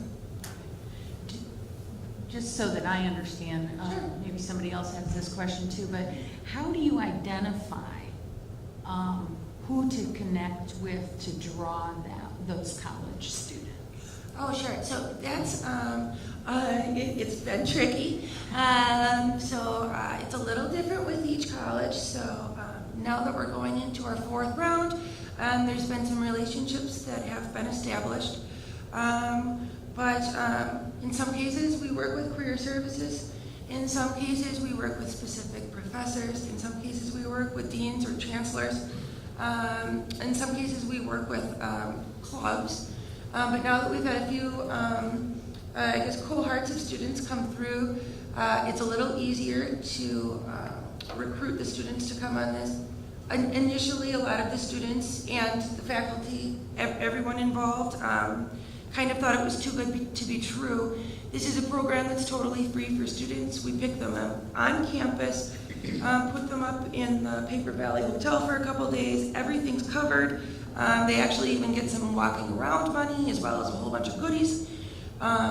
So there was a lot of too good to be true. We had to convince them, no, we want these people here that bad. This is that important to us, that we're removing all barriers for these students. So it really has been all over the place, but it gets easier every year. I've seen the brochure. If any of us, it's a long time ago for college for me, but I still remember. So you get a brochure that says free trip, free transportation, free meals, free hotel. Everything. Yeah, sign me up. Sign me up. Exactly. We have to make that very, very clear. It's a great brochure. Yeah. Yeah, we're really excited too now that we have the technical colleges in the area. Traditionally, our employers have told us we have nice pipelines into the technical colleges. So if you could focus on those 4-year students, that's really where we're having troubles drawing those entry-level students.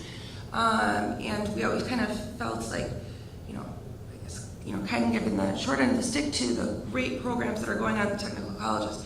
But now there's been some, actually through Linda Bartelt, as well as Anne France, helping the technical colleges and the UW system really align to be able to put together a really nice complementary program where the students go 2 years in a technical college, get an associate's degree, and then everything is transferable towards a bachelor's degree, which they put together another 2 years, and that's been in both computer science or IT and engineering. So we're really looking forward to being able to work with the Wisconsin technical colleges, as well as the UW colleges, the UW universities, as well as all the private colleges that are throughout the Midwest, as well as those in the surrounding states. So thank you. It's opening things up. Beth, can you just talk about your Sure. successful partnership between the students and the companies that they toured? Sure. And also, can you just tell our crowd about your IEDC award? Oh, sure. Yeah, no problem. So we've had a really great success rate with the program. So holding these sessions in the fall, this is just right as the hiring season for our employers is kicking off. And we've seen that 63% of the students that have participated in Talent Upload are getting placed either in an internship or a permanent position with companies that have participated. So it's not expecting anything close to that, but we, I guess, attribute that success to not only the fantastic opportunities that the employers here have open, but also that we work with so many great partners outside of those employers to be able to showcase the livability of the Fox Cities as well. Millennials especially are really focusing on where they want to live before they choose that job, especially when they have such degrees in such sought-after categories. These people have opportunities in Seattle all over the place. So being able to show that not only is this a great place to live, it's very affordable, your money goes very far here, it's safe, it's clean, all of those great things is, I think that really contributes to the success of the program. And you got a huge award. Yes, so we got an award from IEDC, which is the International Economic Development Council. Manny and I went to accept this up in Anchorage a couple of years ago. And we knew that we were winning an award when we went to this conference, and we ended up winning Best in Show award.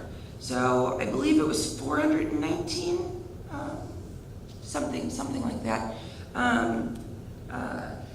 competitors that we were up against, and over and over in the conference, we kept on hearing people come up and say, this is amazing, we've never heard of any community doing anything like this, and we were a little blown away that I guess the program was all that innovative. But a lot of people, what they did say to us was, it's amazing that you've got these employers that are working together. So, I think that really does speak to what a unique place Fox Cities is.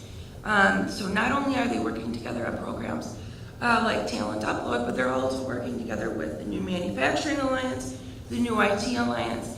I think it's become part of the culture of being a leader, a corporate leader here in the Fox Cities, that if you're not working along with your competitors, you're doing something wrong. So it's great to see, and it's, I guess, a gem that we have here that's, I guess, hard to quantify, but it's very unique, very unique. Exactly. We also have an insurance alliance, and then there are 3 healthcare alliances in the region. So yes, some really good things. Great. So at this point, we'll go ahead and open it up for questions. Yes. The business brick and mortar stores are obviously struggling. I mean, Sears is a good example, Radio Shack and Macy's. So what are you going to do as a fill those retail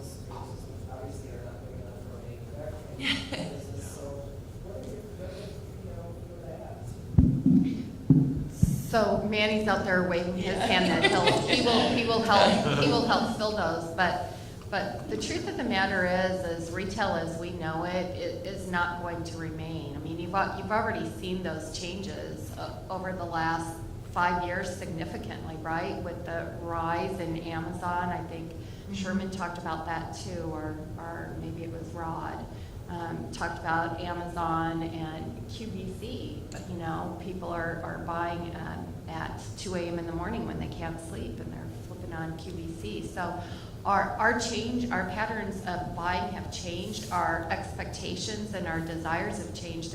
And I hate to tell you, I'm in economic development, and I'm as guilty as everybody else out there. I try to avoid that mall at Christmas time, and I owned a Hallmark store. We did 60% of our business October, November, and December. I can't tell you the last time I stepped in a Hallmark store. I sold that Hallmark store because I saw where that was going. So it's not going, retail isn't going to remain like we saw it, and we're probably not going to fill those buildings back again with retail. What we'll fill those buildings with is manufacturing and office and service, but retail is not going to be what it has been in the past. And that is just what it is. And for us to try to hold on to that, we're not being realistic, and we're going to do more damage to our community, to ourselves, if we think we're able to hold on to that retail. Just to add on to that a little bit, I think in the downtowns, a lot of what you're seeing is moving towards more residential because you know, there's the urbanizations that's been going on for what, 5-10 years, and not only is it baby boomers, I guess, and millennials that are driving that, but people really wanting to live where they can walk to work, where they can walk to a restaurant, all of that fun stuff. So I think that there's going to be a lot of shift in some of those more traditional retail districts. You're going to see a lot more people moving in. The City of Appleton just updated our comprehensive plan. Our council adopted it March 15th of this year, and we had almost 1,200 people participate in surveys. And we were blown away. One of the questions was, if you had an opportunity to live in an urban environment, specifically downtown Appleton, would you live in downtown Appleton? Over 50% of the responses were yes. And they're looking from single-family residential to apartments to condos, multifamily, all types of that. The other thing that the comprehensive plan continued to bear out were those boutique retail stores, boutique grocery stores, so the very niche, those destination drivers. That's on the upswing. So we see growth in that as well. This is kind of an answer to Jim a little bit in a question, because I'm also part of the Northeast Wisconsin Manufacturing Alliance. Originally, we had a lot of problems, I wouldn't say problems, but information to get to the counselors in high schools. Yes. As far as promoting two-year colleges and the manufacturing, because that was the tough sell originally. I think we've had some successes, and it actually goes back to not only the counselors, but getting parents to understand there's a change in manufacturing. What types of things have you been doing lately to expand on that with both the counselors and then basically the parents to understand that maybe a four-year college isn't the best way to go? Well, at the heart of it is simply the conversation now that the manufacturing community and the K-12 systems have established throughout the region. So you've seen a lot of districts that for a number of years were eliminating all that trade education. Algoma's got CNC machines, you know, a wonderful partnership and brilliant that we've touted with Aaron's, Sargento. That constant conversation has really increased. I spent $250,000 of your taxpayer dollars 5 years ago to help NWTC purchase a mobile CNC training lab, which goes out throughout the region, and that's been a wonderful thing, so much so that the Wisconsin Department of Corrections now has their own CNC training lab, which I'm very, very proud of. The Get Real Math videos have really done a lot. There's 23 of them on the manufacturing website. They're filming 12 more this summer, and that just gets people right inside of that. And the manufacturers are doing much more when they hold events to involve the parents as well as the students in that kind of thing. And so much of it's just, I mean, 10 years ago when we sat down with Paul Rauscher and a couple of the other guys, one of the things that came up, I remember Paul saying it, is we only get publicity when we pollute something or lay off. And 10 years later, we never would have dreamed we would have an 8-page insert in the Gannett system on state of opportunity. And the change in the media coverage of manufacturing has been a 180-degree change. So it really is a marketing tool. It's events, and the manufacturing steering committee meets monthly, and Ann comes to my office and says, well, they want to do this and this and this and this now, and somehow she does it, and it's phenomenal.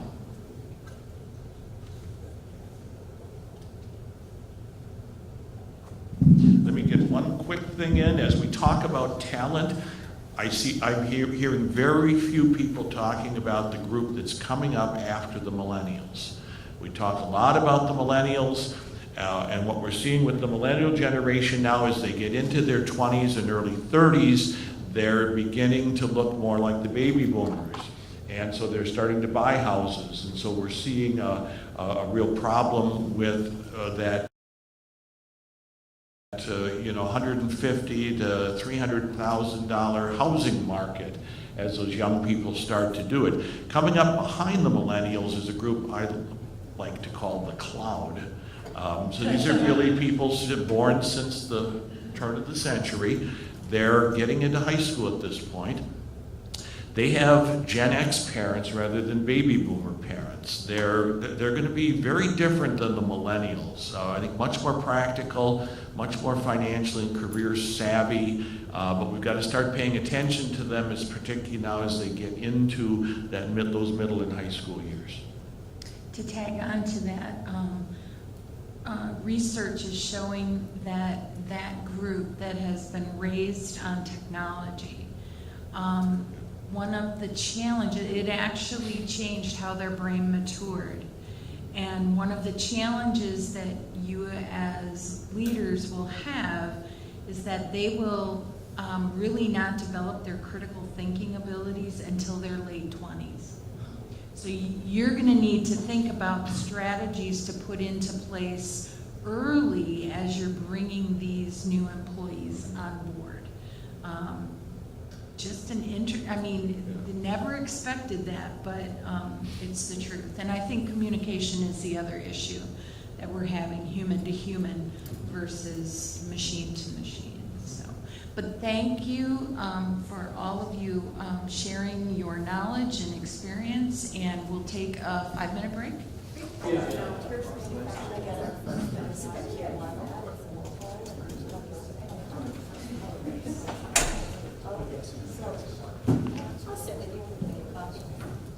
If you don't mind, I have to read the emails, so tomorrow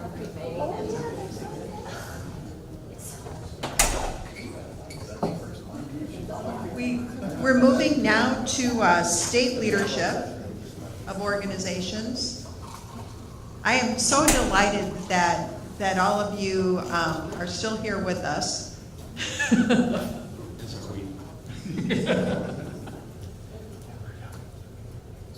And that the dialogue continues after the session is over. That's wonderful.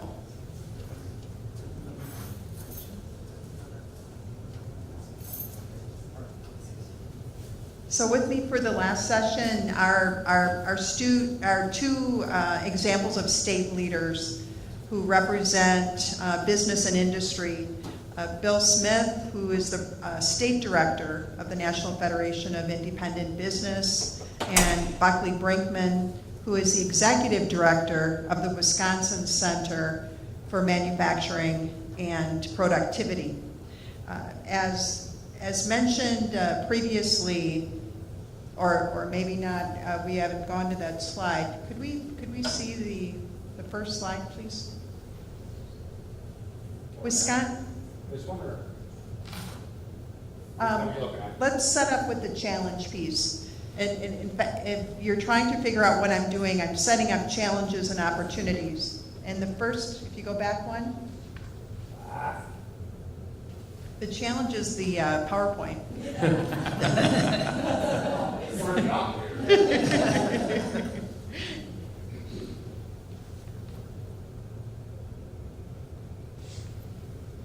Just want to get a perspective on where Wisconsin ranks on what the Forbes industry calls as the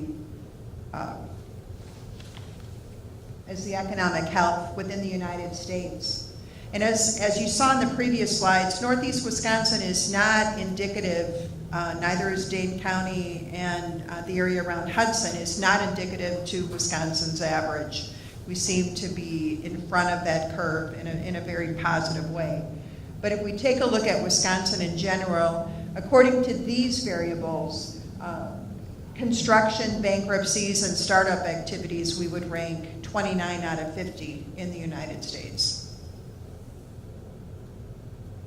Okay. Now we'll begin with Bill Smith. So we'll move to a screen that gives an overview of where the National Federation of Independent Business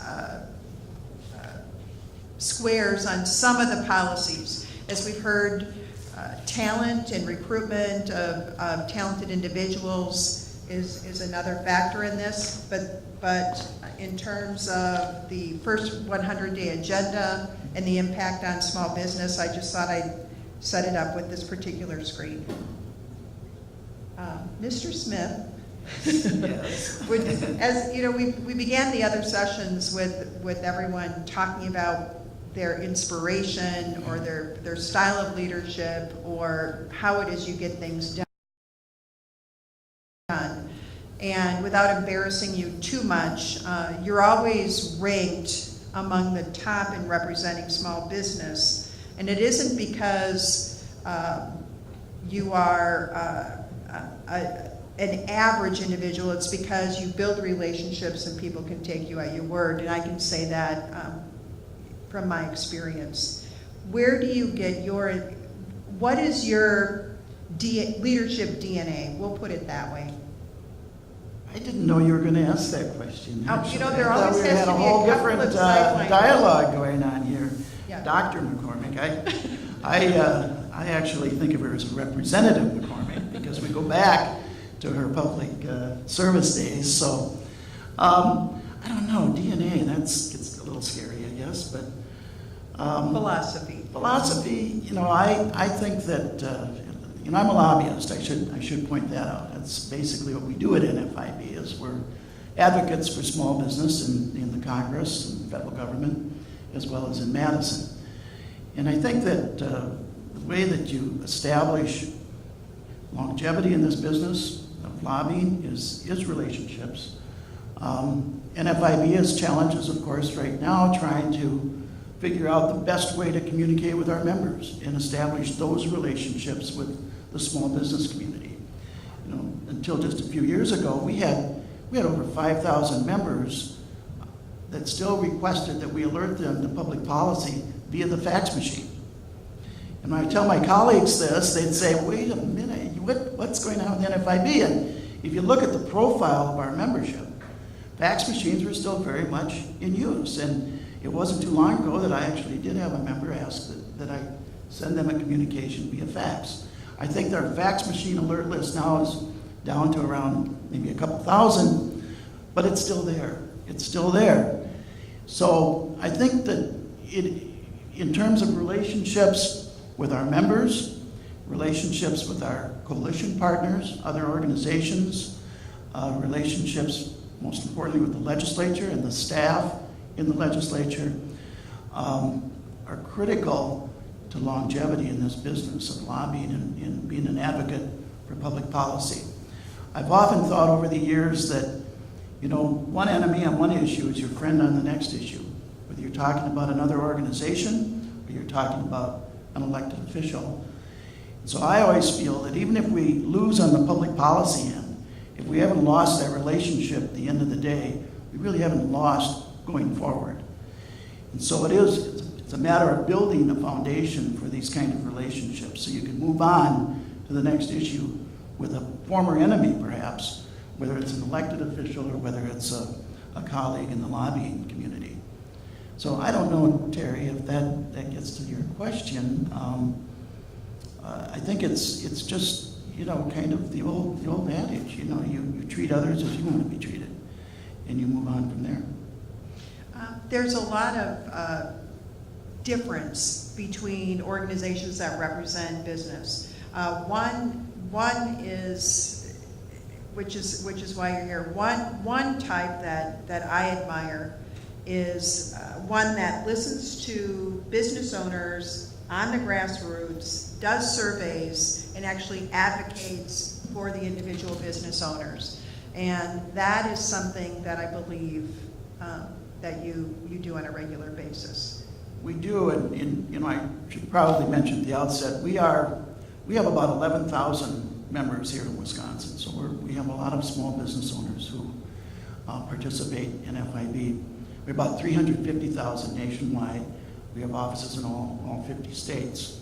And one of the things that the founder of NFIB did 73 years ago, he said, if we're going to represent small business, we have to have more than a legislative committee or a board of directors. We're going to ask the members themselves how they feel about a particular issue.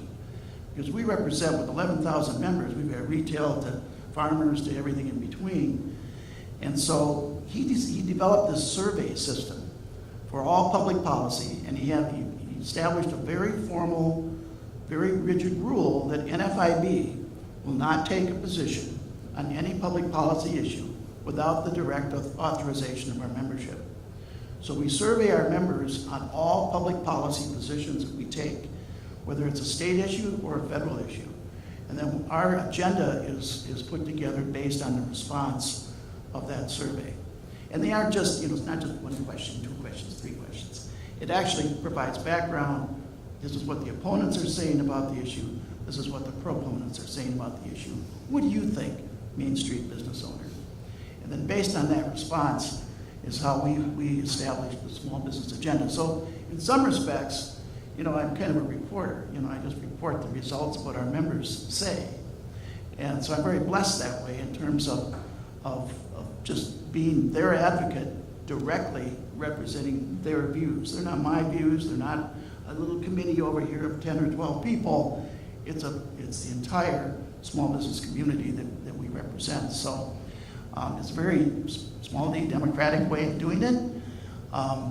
Each member has one vote, and that's how we've been doing it for 73 years, and that's how we're going to continue to do it for the next 70. I won't be here for 70 years, but the NFIB will be, hopefully. So, and I haven't been here for the previous 73 either. Almost, but not quite that many. So. We never discuss age. Okay, all right. Or affiliation. Fair enough. Yeah. We, as we're discussing the first 100 days and the other two sessions, we were looking at impacts on either community leadership or private business leadership. Now we're going to, since we have you on the hot seat, we'll get to you, Buckley. We really will. We have you on the hot seat. How did you come up with, or how are you sensing the trends moving, if at all, with this first 100-day agenda? Are your members, coming up with a level of optimism? Is there more investment? Is there less investment? What are we seeing?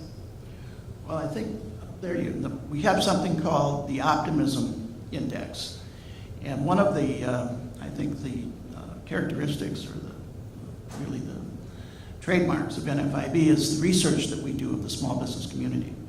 Because we have so many members, we are able to put together some pretty good studies that sort of measure how the small business community feels about certain issues, or what their role is in the communities. It covers a broad range of topics. But for over 40 years, we've been producing this economics trends report through our research foundation. So every month, we kind of take the pulse, or take a snapshot, pick a word, of economic activity on Main Street. And in May, we found that few readings in the last 43 years of doing this survey have been higher in terms of optimism. We had a 38% increase in the optimism index in December of last year. Obviously, it was driven by the election. Our members are feeling pretty good about going forward, much better than they have in quite some time. In fact, I'll give you a number. Our economist is calling it a surge. I mean, it's just this, we haven't had anything like this in a lot of years. It shot up to near record levels last November already, and still hasn't come down. In December, we saw a 38% jump in the number of business owners anticipating improved business conditions in our country. The index for May continued this strong performance. It's been at a historically high level for 6 straight months. In May, 5 of the index components posted a gain, 4 declined, 1 remained unchanged. Labor markets remained strong. Capital spending remained high. Reports of improved sales trends also increased. So in terms of the first 100 days, small business owners are feeling pretty good. They're feeling a little more optimistic, or a lot more optimistic. And this sort of trends some other opinion polls as well. I noticed that the Rasmussen report, in January of 2012, 24% said the country was going in the right direction. In June of 2017, 37% said the country was going in the right direction. So that's a pretty good improvement. In February, it was 45% said the country is moving in the right direction. So it's clear that small business owners are really cautiously, as they always are, very cautious about the economy in the future, and it's clear that their optimism is leading to a certain amount of action on their part. So they are looking to hire. They can't find employees, but they are looking to hire. They want to hire. They want to make capital expenditures, but sales are starting to improve. So all these things are going on. All these positive economic indicators are there on Main Street, but the problem is labor. And the enemy of small business for years has been uncertainty and the impact of uncertainty. I know Rod mentioned the challenges of managing uncertainty. Well, small business owners have really struggled with the whole uncertainty surrounding the economy that we've had the last 3 or 4 years. They feel much more confident about their future now. But I want to caution, the word of caution is that this is a policy-driven optimism. If the Congress and the administration fail, if they don't deliver on the campaign promises of fixing health care, the regulatory environment, tax reform. I think Manny left. I know he's not real optimistic, but if the Congress and the administration fail to address those issues, this bubble is going to burst very, very quickly. And small business owners are going to start feeling much less optimistic about the future of their business. I wanted to quote our CEO, NFIB's president, a lady named Juanita Dugan. And she was on Fox News the other night, and I got kind of a kick out of her quote. She was talking about the May Economic Trends Report, and she said pretty much what I just stated. She says, a word of caution, and then I'm quoting her here. She says to the host on the program, she says, a word of caution. After all this optimism and everything, but she says, a word of caution. Congress can't be, honey, I have a headache. They will have to pop an Advil and get on with it. And the clock is ticking toward 2018 election year. So the bottom line is, the small business index continues to sustain a remarkable positive surge, but the index is fragile. And certainly the first 100 days have received the applause and most importantly the hope of the small business community, yet significant challenges do remain on Main Street. So again, our elected officials, the administration, the Congress, they must deliver on their promises, their campaign promises, or as their unfulfilled agenda stalls, so goes the Main Street economy. So if we'll see how things go. We hopefully they'll get their act together and they'll start moving some of these key issues healthcare, regulation, and tax reform. And I think we'll continue to see improvements in the economy. Thanks, Phil. 3/4 of the new hires are conducted by small business. That's how significant the small business group and small businesses are to our economy. When it comes to manufacturing, manufacturers have continually led income and have continually led the economy in the residual investment that employees of manufacturing companies make in retail and other businesses that are dependent on a strong manufacturing economy. That's the significance of manufacturers. It leads, manufacturers lead the demographic of those employed, despite the fact that we are having a heightened productivity with less employees and technology surging. With that bit of introduction, we'll flip to the next slide. Here we go. This is a national look at manufacturing, and it's not a state look. It's not a Northeast Wisconsin look. And I've shared this slide with you, Buckley. The tentativeness in the average growth between 2013 and 2016 speaks for itself with the somewhat flat line. But as we look to, are we impacted by federal laws and federal regulations? You look at 2009 and what was the federal landscape that could have impacted manufacturing, and that is when the Dodd-Frank Act went into effect. We know that funds, access to capital for manufacturing was severely impacted, as well as the crash that came with the real estate and housing bubble at that time. So they had a double whammy going into 2009. Now, I want to say Mr. Brinkman, because I've read your resume, Harvard MBA, a lot of turnover and success stories with your coming into large and medium-sized manufacturing operations, and you lead the state center that propels individuals to go out and then educate, train, consult with manufacturers who are primarily small to mid-size in size in the state of Wisconsin.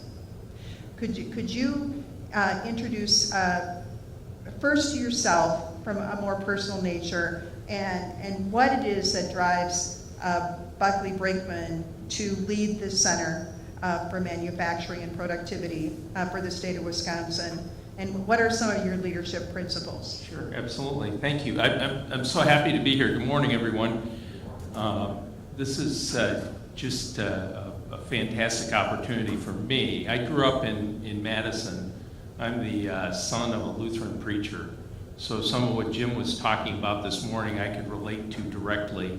You know, there are two kinds of kids you have to worry about, right? They both start with PK, right? Policeman's kids and preacher's kids. Because we're always testing the line, right? We know what we can get away with, and we're constantly looking for some new trouble to get into and see what we can figure out. You were asking before how my philosophy built, and I think the way that it built for me were all those hours when I was the low man on the totem pole, working my way through school and sitting around at a younger age at McDonald's around a Coke. And older age in a pub around a beer and saying, you know, if I were in charge, this is what I would do. And I constantly have to remind myself that, you know, wait, you're that guy now. So you have to be listening and taking in what people are giving to you. And in the turnaround world, you find a lot of times that the answers are inside the company. People just haven't been listened to, or somebody hasn't put the pieces together. So that ability to listen and synthesize solutions is at the core of who I am. I'm really excited about the role that I have now, because after when I graduated from grad school, most of my classmates didn't go into manufacturing. In fact, when they found, I just wasn't smart enough to figure out how we have an economy where nobody makes anything. And I guess I was smarter than I thought I was. But so to be able to be back, I left Wisconsin for almost 30 years. To be back in my hometown, my home state, and helping manufacturers thrive is a real blessing for me. What's impressive about manufacturing is 98% of the manufacturers in the country are small or medium sized. So often when you think about manufacturing, you think about GE, or you think about Ford, or you think about some of the large manufacturing entities. Well, in fact, the backbone of American manufacturing is small and medium-sized manufacturers. And for all the talk about manufacturing's going to hell, the U.S. is still the #1 manufacturing country in the world. And we are the #2 most competitive manufacturing platform in the world, soon to be #1 by Deloitte standards. So, with all, you have to be careful with the hype versus what the statistics are showing.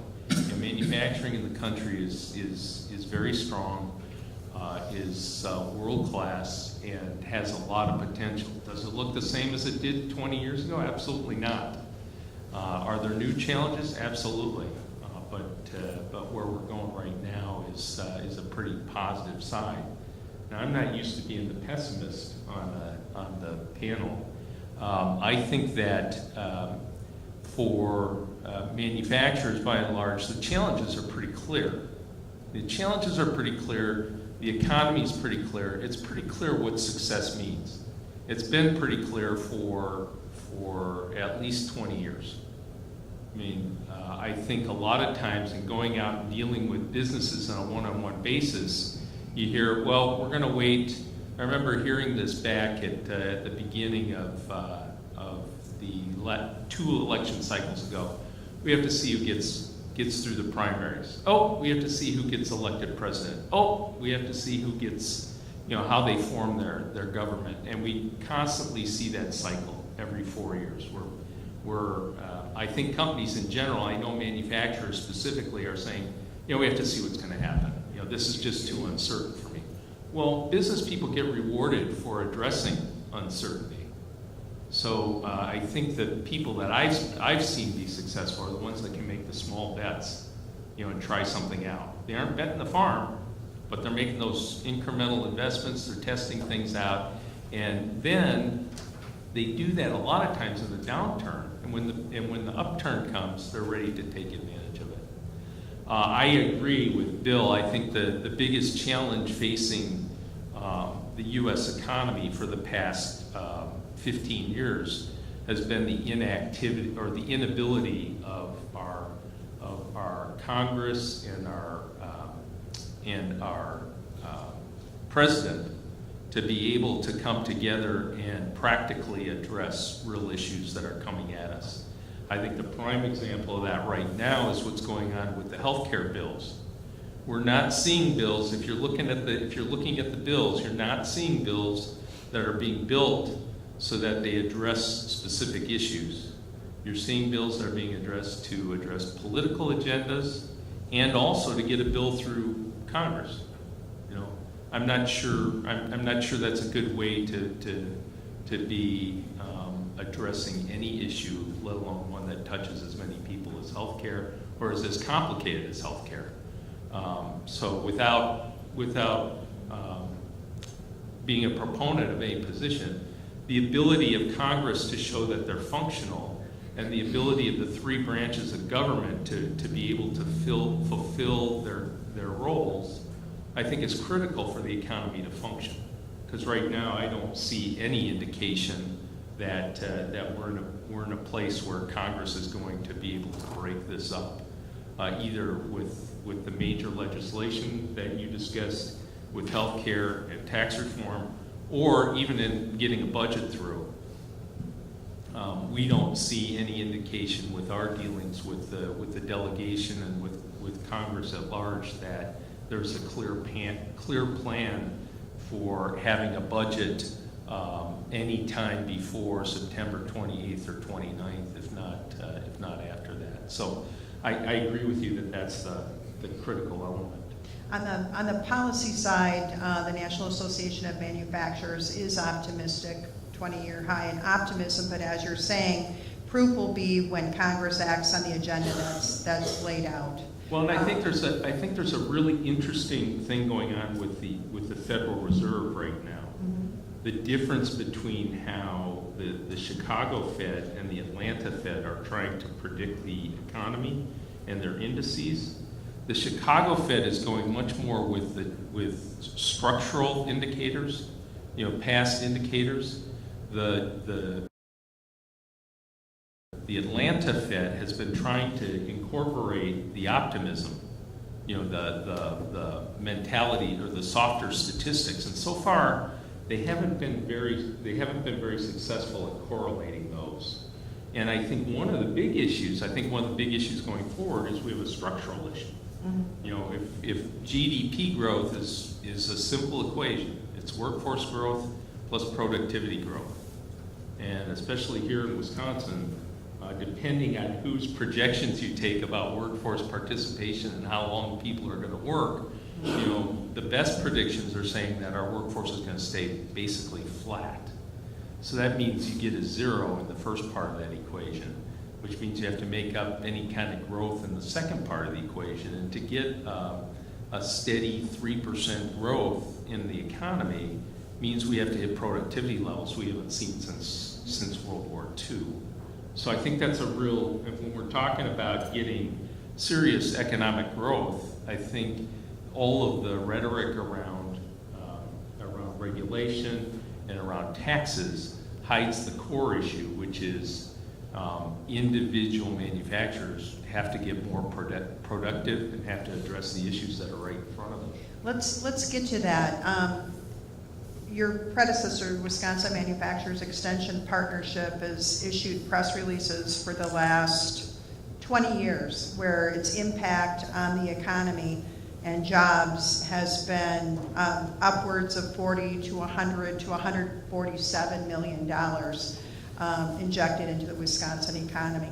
How does the new Wisconsin Center for Manufacturing and Productivity that is now a part of the University of Eau Claire? No, we're independent. Oh, you're still independent? How does the center, do you still have the same goals and impacts? And how does it work? So the people that aren't familiar with the old Wisconsin Manufacturing Extension Partnership and the quadri of consultants that went out to assist manufacturers raise their productivity, how does that work? Yeah, absolutely.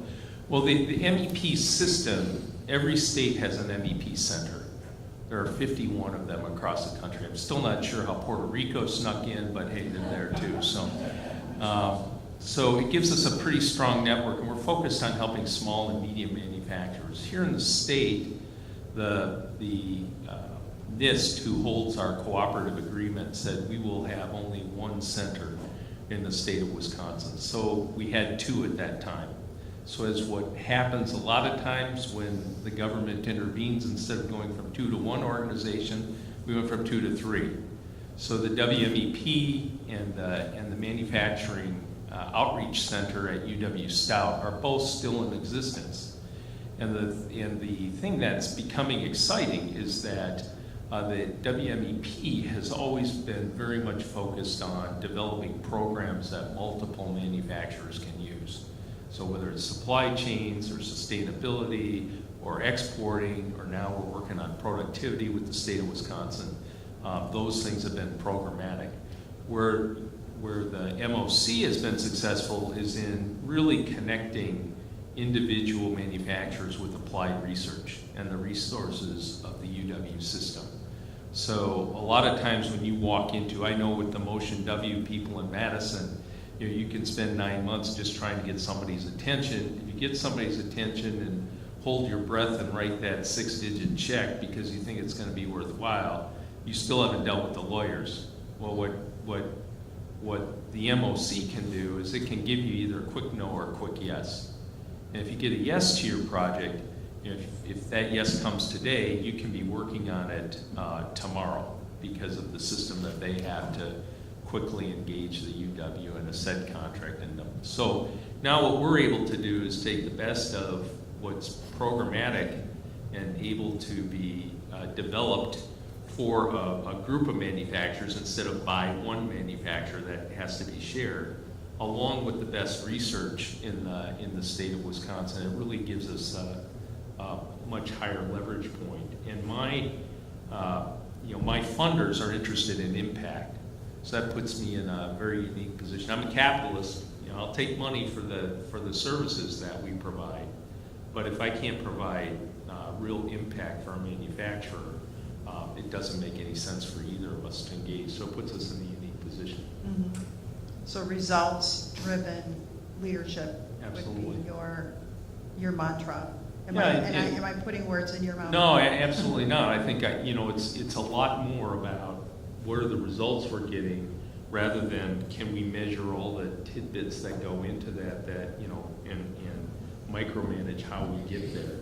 I think that really stifles creativity and really inhibits people from reaching even higher goals than what they would otherwise. So what we have is a public-private partnership where you have access to the resources from the university. Correct. And then you're still running as an agile consulting group for all manufacturers in the state. Absolutely. Yeah, and we also have access. We have tremendous mobility through the state, so we can see where people are doing things well and connect them with other organizations. We also have access to the national labs through our relationship with the National Institute of Standards and Technology. Wow. What trends then, if you have access to the research, what trends are you seeing for Wisconsin manufacturers? Are they becoming much more automated? Is technology a factor? Where do they go for that technology, as we're all talking about the acronym STEM, right. Science, technology, engineering, and manufacturing? How are we reaching those potentials? Yeah, I think that the trends are very clear. I think that the number one issue that we're all going to face is the body gap. We're beyond the skills gap now. We just don't have people. So if you can think about how you're going to reach that challenge of I'm going to grow my business without anybody else to hire, that's the real challenge right now. And I think 75 to 85% of the manufacturers in the state are absolutely asleep at the switch. They do not see this coming, because this still looks like a skills gap to them, where they just can't hire the person coming in the front door. And part of our mission is to wake them up to that. And we really see three major trends affecting manufacturing right now. One is additive manufacturing, 3D printing. The issue there is that it's very good for prototypes. There is some manufacturing being done with it, but the issue is one of the intersection between process, materials, and orientation in the printer. We don't have the technical data on that yet to really be able to use that in widespread production yet. But that's coming, and it'll change the face of every manufacturer. Number two is the industrial Internet of Things. There's a lot of hype out there about connected devices. There will be over 50 billion connected devices. I mean, it's an incredible number in the next 10 years. The question is, how do you use that data, and how do you really make a difference in your business and generate an ROI? Right now, there's a lot more hype than there is success. In a lot of cases, the new technology is simply just paving the cow path, which is fine. We're learning about it. We're discovering new things, but we're just doing things that I used to do 30 years ago in the paper mill electronically rather than manually. And there's a benefit to that, but I think the best is yet to come. The third issue is one of automation. I mean, and especially in robotics and the improvements there, what used to cost you $250,000 for the robot and another $250,000 for the safety cages around the robot, now you can buy often for $50,000, and you can work right next to it. the improvement in sensors and the improvement of visual acuity has been phenomenal. Moore's Law is alive and well. The cost has fallen, the capabilities have increased, and now manufacturers are just beginning to figure out, okay, how can I use this robot to take over some of the menial tasks that nobody really wants to do anyway. So I think there's a tremendous opportunity there. Every time there's been an increase in the use of robotics, there's been an increase in employment. So I think the challenge for Wisconsin manufacturers is separating what's hype and what's real. And I think it's paying attention to these trends and identifying what really applies to my business and what doesn't, and being ready to act with those small investments. Because if you're going to sit here and try to do something the traditional way, you're gonna run headlong into this body gap cliff, and you'll have no chance beyond that. So I'm kind of pessimistic on that front. I can easily put a scenario in place where we could lose half of the manufacturers in the state because they just don't see this coming fast enough and don't remain competitive. To just do it the old way, you won't stay competitive. Right. Could we flip back to the slide with the migration in and out of states? It's back further. Probably toward the beginning. There it is. One more. The bar graph. There you go.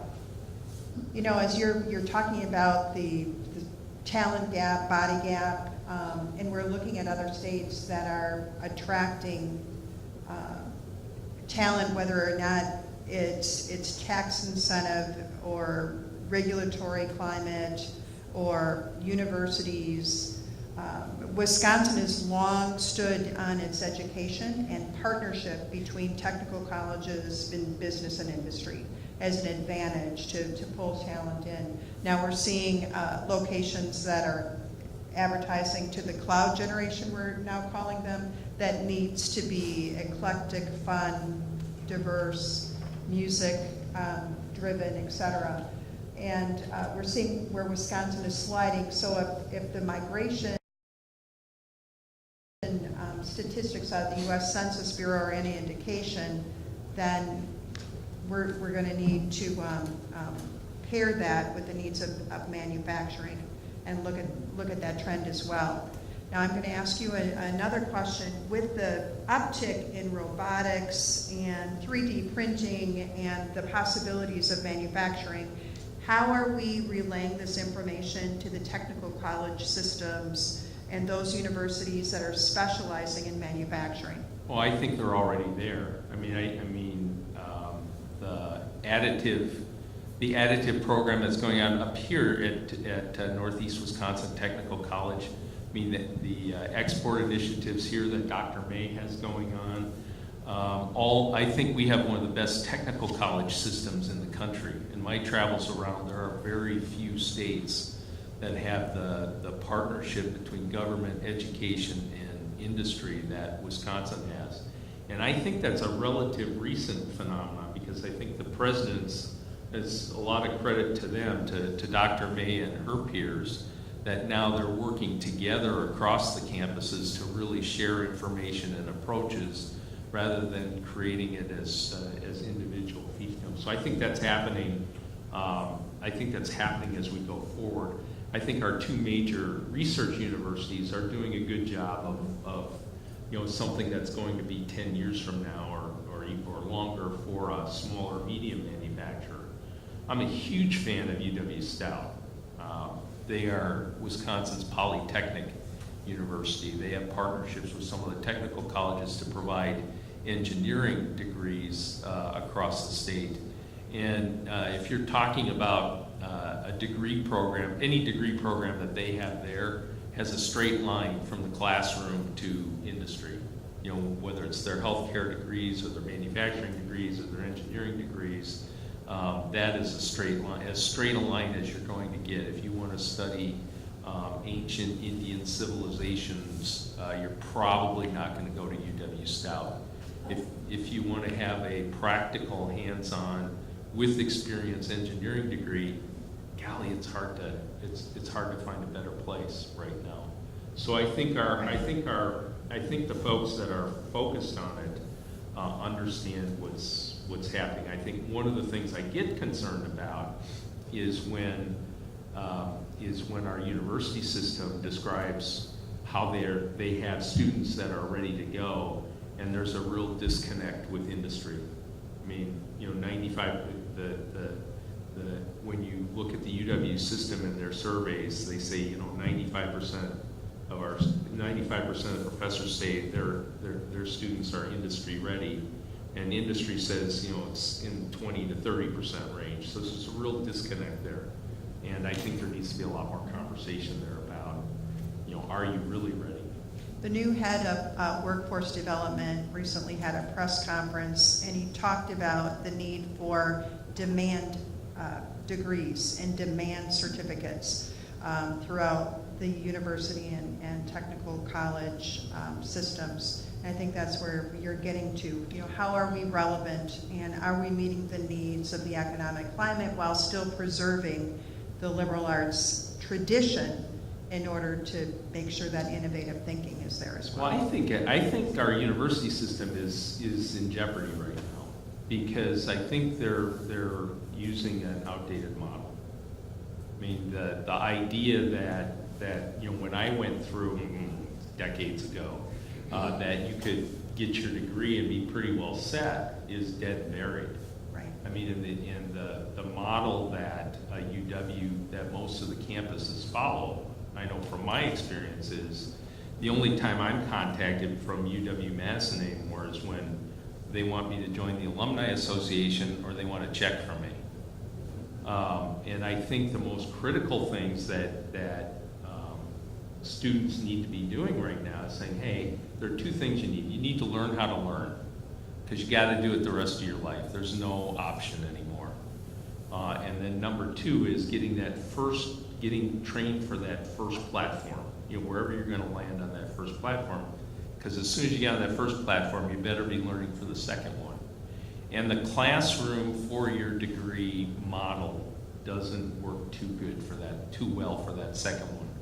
We're going to have to find many more ways to interact and go back into formal learning situations without disrupting careers.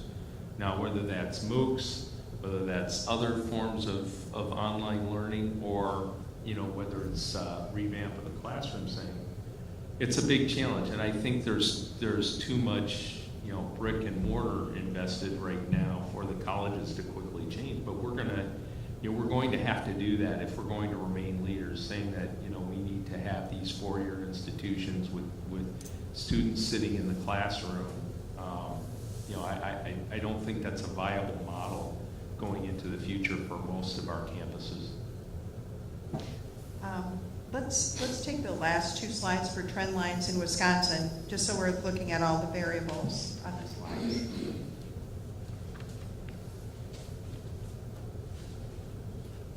There you go.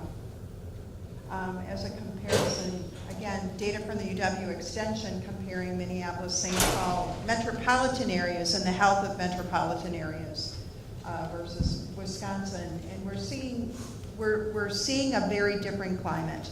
I mean, you can certainly argue that Minnesota is only St. Paul, Minneapolis, and Bloomington, therefore it doesn't apply, or we could see it as an opportunity and say we need to take a look at why in 1950 we had a more vibrant metropolitan climate than we do more recently in 2013. What can we do better? How can we improve?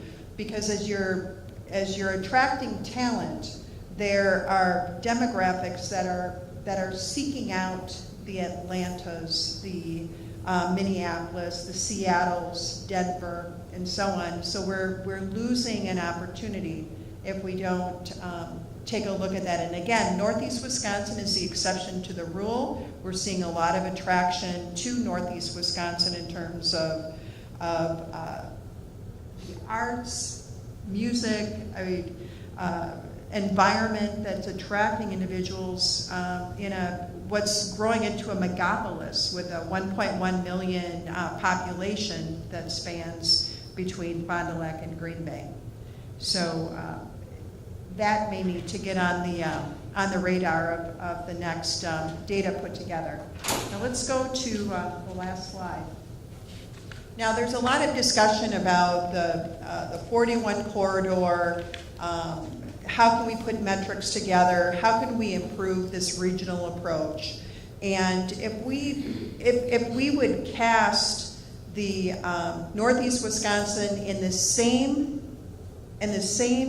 light as Minneapolis, Portland, Atlanta, Austin, Pittsburgh, Denver, Boston, Phoenix, Dallas, Fort Worth, Seattle, Chicago, and San Francisco, if we would look at that, and then as we all know, what we measure will grow, or what we'll measure will get attention in most of our businesses and industry, that's true, then we would need to take a look at these variables. And county by county, in Minneapolis, Pittsburgh, and all of these other cities, I guarantee you they've already done this.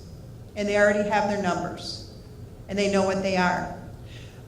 Minneapolis, for example, rates either third, second, or first in employment engagement in many of these areas. Job quality, innovation, talent availability, the pipeline from K-12 systems, job access, meaning can you walk, is there public transportation, et cetera.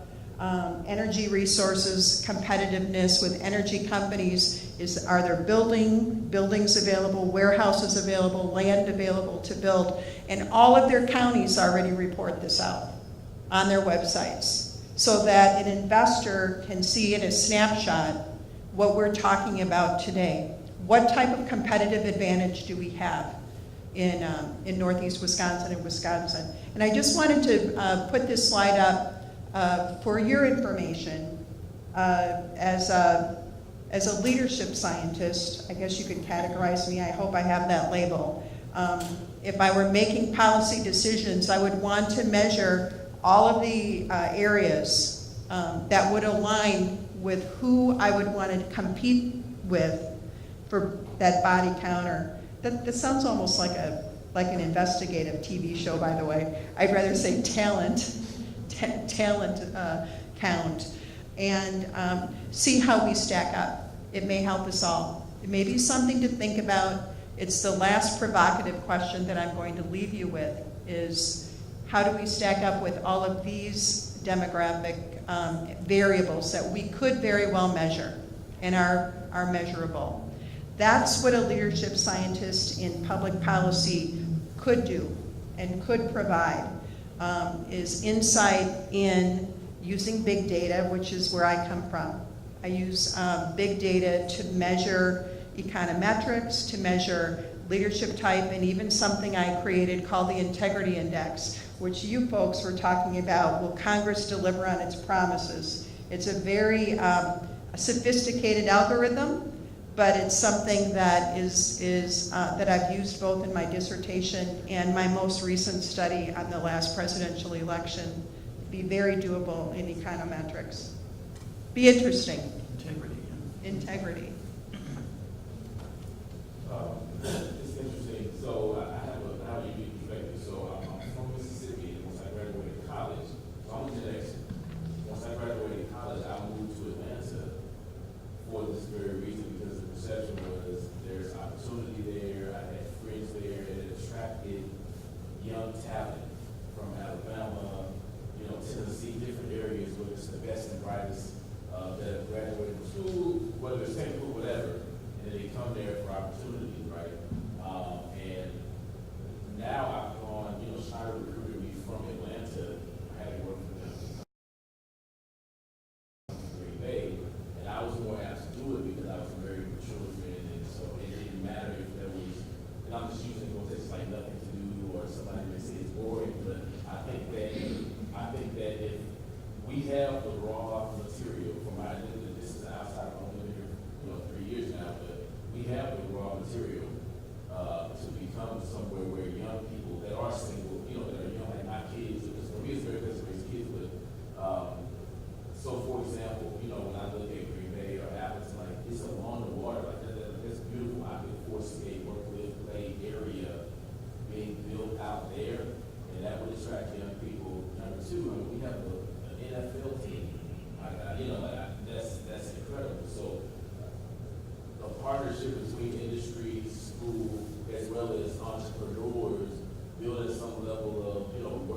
play. I'm already seeing that happen a little bit in Appleton as well as in Green Bay along the river.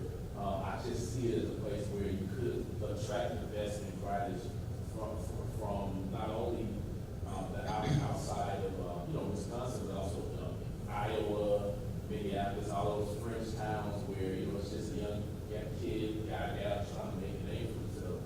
Come there, so I think you got to realize. Absolutely. That's the vision I see. With all this talent, all this leadership in the room for these sessions, and all of you who are leading your companies and your organizations. I think we're falling down on terribly in this area of this presentation. The importance of it. Access to work is extremely important, especially with the demographics that Karen Harkness was presenting with her surveys, that people would love to live downtown Appleton, and then you would be looking at an enhanced need for a public transportation system. I think the other thing it's from traveling the state, Wisconsin is battling two really tough trends. One is that the northern states have been losing population to the southern states since the invention of air conditioning. I don't see that. And there's another 100-year demographic of urbanization, where rural areas are losing to city. Up here, it's an interesting mix, because I think if you're going to compare yourself to those cities, you're going to have to look at the region and not just individual cities. And when I travel around and have my interactions with folks, I admit my end is one. There needs to be a lot more cooperation and collaboration up here than what I've seen between the communities, without losing. There's this balance. Part of the attraction up here is being in a relatively small town or a small community, but you need to leverage all of them, because you do have a good skin response to that. I think one of the things that I saw on the East Coast that I think would work in the Northeast region was the building of communities that have the condos, townhouses, apartments, all in the same area, and within that, they build the boutiques, the grocery store, and that sort of thing. So when you came home and you were in your off time, you did have the walkability of doing those kinds of things, but yet you could go to bigger venues that, or other opportunities outside of that. And we have the space that you could build communities like that I think would draw that younger population to the region. I think that's what everybody's trying to accomplish. Right. We sat here and we discussed a lot of talent availability, talking about 25+ associate's degrees and bachelor's and higher. But really, what we do need is skilled people, blue collar, because without blue collar people, there's no need for the rest of them. Okay? And one of the things that I'm seeing with the kids today, years ago, soft skills used to be you could use a typewriter, a hammer, a wrench, or something like that. Today, soft skills are showing up on time, being drug-free, all this other. We need to address that. That's an issue. That is really an issue. I can't tell you how many kids I've hired, and they don't understand why, after not showing up for 3 days, they're fired. And they go, oh, why am I fired? You didn't call in, you didn't do anything. When we were, when we had employees coming to the door, that was their problem. Now that you don't have employees coming to the door, guess what? It's your problem. Exactly. But we do need to address that. Because, like I said, blue collar is really what's going to Big opportunity up here, because there's the base of manufacturing up here that can really absorb that and create good jobs for folks and good standards of living that you don't have in that proportion elsewhere. What's really intriguing about this too, this labor market, is we have almost 90,000 jobs on the state's work site, employment opportunities. Somewhere we're missing something here in terms of matching the skills, the experience, the training of those 90,000 workers or unemployed people with what the employers need. And it's, I mean, you mentioned Buckley, the UW Stout. They've had a legacy of industrial training there. When I was in high school, I grew up in Menominee, and we had industrial education required in high school. We had beautiful shops, sheet metal, woodworking, electrical. We learned all that stuff. At least we had some exposure to it. Then you go down the hall to the counselor, and he says, you got to go to college. You know, and he's not talking about technical college, because we didn't have technical college. We had vocational and, what was it, training system. Somewhere along the way, the technical system, the facilities like Fox Valley, kind of lost their way because they weren't sure if they wanted to be a college and compete with the UW, or they wanted to have this vocational mission. Somewhere along the way, when you start transferring credits, and I know Stout has been very successful in terms of their relationship with the employer community, but somewhere along the way we lost our way. Now, I was in our high school for the first time since I graduated last fall. Guess what they're putting back in? They're building an industrial shop. You know, they had to go to the voters to get the money, to get everything approved, but it's coming back. And so, you know, I think there's a lag time here. I think it's going to take us a bit of time to really kind of catch up, so to speak, where our schools are actually doing the kind of counseling that we need. And I know one of the earlier panels that mentioned this about collaboration between the private sector and the public sector. And when I say public, I mean grade schools, high schools, college, and the private sector. We aren't talking enough. We just aren't collaborating. And it's getting better. There's been a lot of improvements, you know, in the dialogue, but you know, we've got some catching up to do. And I think that the legislature certainly has to take the lead on this in terms of allocating the appropriate resources to get this job done. But it's incredible to me that we have all these job listings in state service and yet we have people like Eric Korth looking for reliable workers, and maybe that's part of the problem. I don't know. Well, and I think part of that too, though, is that I think for a long time the grade schools and high schools and so forth had pushed kids towards college, not realizing that, you know, a good manufacturing job, a good skilled trade can actually make you more money than a college education was. Well, they push it that way since, you know, I was in high school, and something interesting happened. We all thought the college degree was going to be the new high school diploma, right? Something strange happened along the way. The ratio didn't change. It's still a third needs a high school diploma or less, a third needs a four-year degree or more, and a third is somewhere in the middle. Now, the makeup of those thirds have changed, but the numbers are still the same. So that's an interesting phenomenon, to me anyway. What a waste of resources when you consider the dropout rate at UW-Madison. What a waste. One of the issues I guess I have is, you know, the talk of robotics, and I think the very things where all manufacturers going to robotics, what incentive is that as an employee to want to be employed? And I think that's maybe a goal we're missing, because like you said before, that with robotics, you still need to be available. So, you know, I don't think that's something that's being out there enough. Every time robotics have increased, employment's increased. And what happens is you get employees into jobs now where they're using their brains more than they are, you know, their brawn. And so it takes a different kind of employee. It takes more upkeep and training of the employee than it did before. But it's really a tremendous opportunity, especially in the conditions we're facing now. So I'm with you. I think with the robotics, I think, like you said, the increase in employment is going to be there. Just look at a truck. Take a truck, just an average truck that's running down the side of the highway. There's 36 onboard computers talking to one mainframe. That's incredible. Yeah. And think of the skill and knowledge that's needed to diagnose and troubleshoot all that. There's the other part of that is there are 20.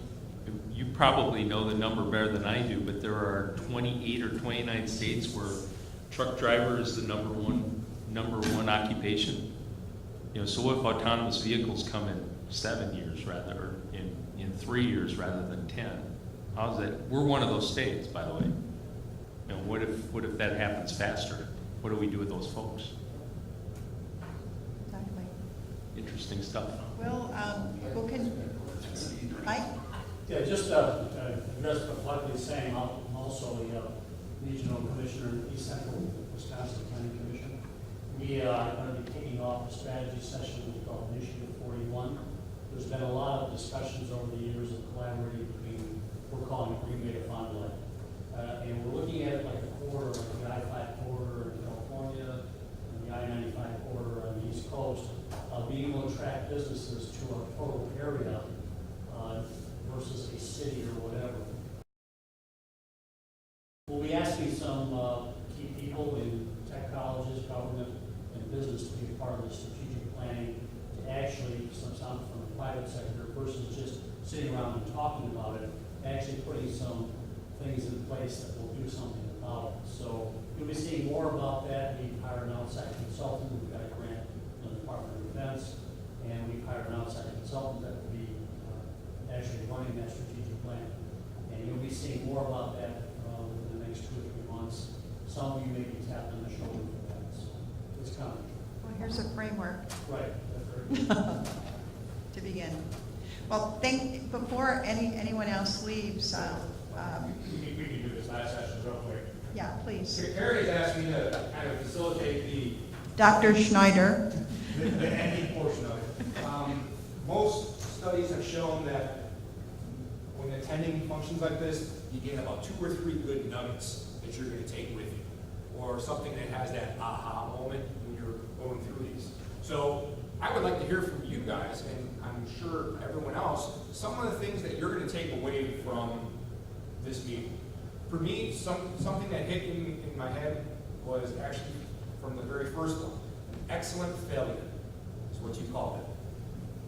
To me, that means you are willing to allow people to go out and do things even though they may fail. And even though they fail, you still learn something from it, which is a great thing in this environment, because that's how you're going to grow, is by trying new things. You just heard from Ms. Buckley about the old status quo of the education model is flawed.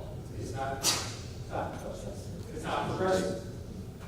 That's another thing that I'm going to take away as far as I'm so used to the old one. You go to school, you get a good job. It doesn't work that way anymore. Third thing for me is the cyclical nature of things. I remember the first thing I wanted to do was move out of the city. I grew up in Chicago. I wanted to move out, and now everyone's moving back in. When I was at school, we had welding, drafting, all the mechanical and industrial, and they got rid of it. Up in Green Bay, they just spent a whole bunch of money at Green Bay Southwest putting in a new welding lab. As Jim Galmaveski said about those trailers, they're using those at the high school now to get CNC running, so it's coming back around. What kind of things are you guys going to take away from it? Well, I think we still have work to do. Oh, it's So, the collaboration, I guess, is where we're going to meet goals. how are you going to implement that collaboration when you go back?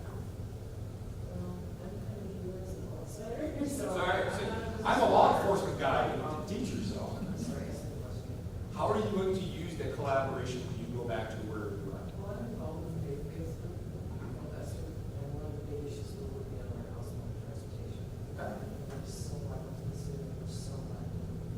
So that is something I want to control. So you being those faith-based, you help people get jobs and you kind of help with that. Just showing how the transportation is an integral part of growing the economy, right? What's something you're going to take away? Probably the reason why I'm here is the collaboration side. Because the company that I work for has been around for 90 years, but we're seeing the same issues that everybody else in here is seeing. Talent shortage, body shortage, skill shortage. And if we're going to continue for another 90 whatever years, then we're going to need to find a way to collaborate with the rest of our industry, because we understand that if you don't collaborate with your industry, you're only robbing from each other, the attempt. If you don't bring new talent in, all you're gonna do is just drop feed or PayPal, and there's always gonna be shortage in competition for it. So the collaboration side of it, and being part of as many of these, situations like this, to try to develop this area, to bring new people in and have them see that it's a great place to either work, play, raise a family, recreate, whatever it may be. That's what we're doing. I think the biggest concern for me is what Buckley had said, and it was kind of shocking, that 70% of the manufacturers don't either understand or believe there's a body gap. And I think this is much like global warming, you either believe it or don't, but if you don't believe there's a body gap and you get to that cliff, you're already past the point of no return. So that's my concern, is how do we educate the manufacturers and the public more on this body gap? We've heard about it for years now, and we haven't seen it exactly materialize, but I believe it is a serious problem, and I hate to get to the cliff before I said, well, I can't put the brakes on fast enough to get over the cliff. So that's my concern. A lot has to do with how people process information. There's a body gap. What is it? You said there's 90,000 jobs on this job. There's your number right there. 90,000 and it hasn't been filled. What more than that number do you need to show that we have a situation, we have an opportunity? Sure, you came from the southeast of Atlanta. What brought you up here? You said it was the environment, a good place to raise kids. How do we get that message out on a broader spectrum? That's a good question. So I think the education system is key, because my daughter lives in California, and they're having to send their kids to private school, but the public school system is lousy. And I think a lot of people who have families, and I've got 8 of my 10 grandchildren who live in this area, and we're not going anywhere, is the fact of the education system, because it's one of the best in the country. So when people are looking, not necessarily people who are single, or looking with raising families, when I left the Air Force, I came to Procter & Gamble, because I was Chicago boys, I wasn't going to go back to the big city with my family. So I mean, those types of things, you look at something differently when you have kids and you're trying to think about how they're going to grow. And that's a major impact or a major positive in this area, is the education system. The other thing that you see, we saw that there's a big bar graph we put up, where people were negative and positive of population growth. What was number one? Colorado was number one. Now it's actually legalized marijuana. It's natural. This is landscape. before then. What does Colorado look like when you go there? It's beautiful. A lot of people vacation there. And a lot of people wanted to move there. We've got the same sort of thing in this state with a natural landscape, like Fox River Valley. And then you go further than that, some of the areas like the Clovers and Stevens Points, the areas that have all rolling hills and a lot of light, really nice geology, we have that same sort of thing. It just has to be accentuated more aside from Fox River and the pollution that was encapsulated with, that's what growth is that. Because to your point, moving here is beautiful. Like Two Rivers, like the beaches and stuff, like it's beautiful here. But the perception, I take it for job advancement, but the perception was that it's super cold. Yeah. You don't hear that Wisconsin has beaches or areas like you just don't hear about that. It kind of goes back to the culture of the frozen tundra, kind of package things. So you may have to just deal with that a little bit and talk about some of the other areas. Global warming.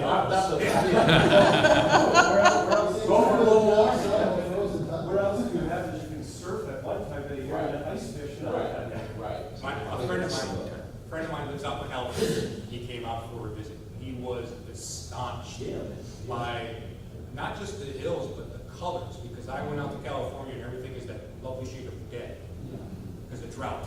And he came in the early part of fall. He was just, wow. I said, yeah, this is that type of thing. We all know the beautiful colors in the Northeast, New England area. We have that too. We have everything that you can use, no one knows about. And that's, I think, is what I'm hearing is a problem. I would like to see something on that graph there, because one thing I do notice is I'm looking at Texas, looking at Florida, Tennessee, Nevada, those are all low tax rates also. Right. Every one of those states up given the District of Columbia is a low tax rate system. All of a sudden, you get down to the end, you got New Jersey, New York, all Illinois, all high tax states. That's something we need to look at. Well, the other thing you don't forget about is baby boomers who are retiring. Do they retire in the state because of the tax situation? No. They're going to go to a tax friendly. And not only that, the retirees are a good source of part-time labor.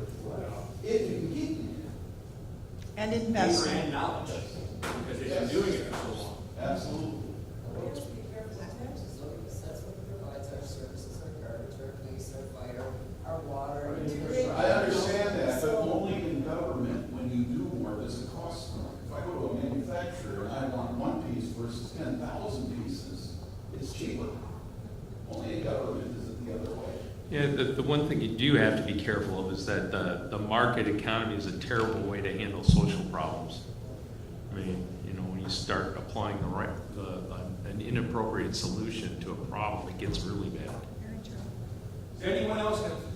I think a takeaway from you was the conversation about the talent shortage and the bottom gap. I really would like to know how businesses are working on succession planning. What strategies are they using to grow from within as well? Because that's a means of retaining employees versus having them transition and go to the competitors. So to me, that's something I think about. Is how we grow. And the thought of continuing education, because you said the first college degree is for their first year, it's for the next year after that.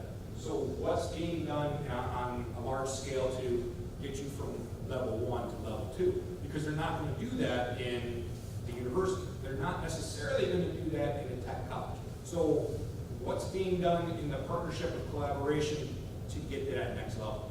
That's an interesting perspective. On that, you said something earlier about listening sessions, we listen to the employers.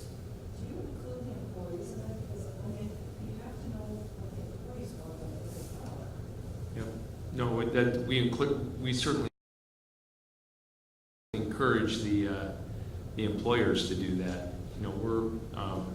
Bill's one that does the listening sessions with the manufacturers.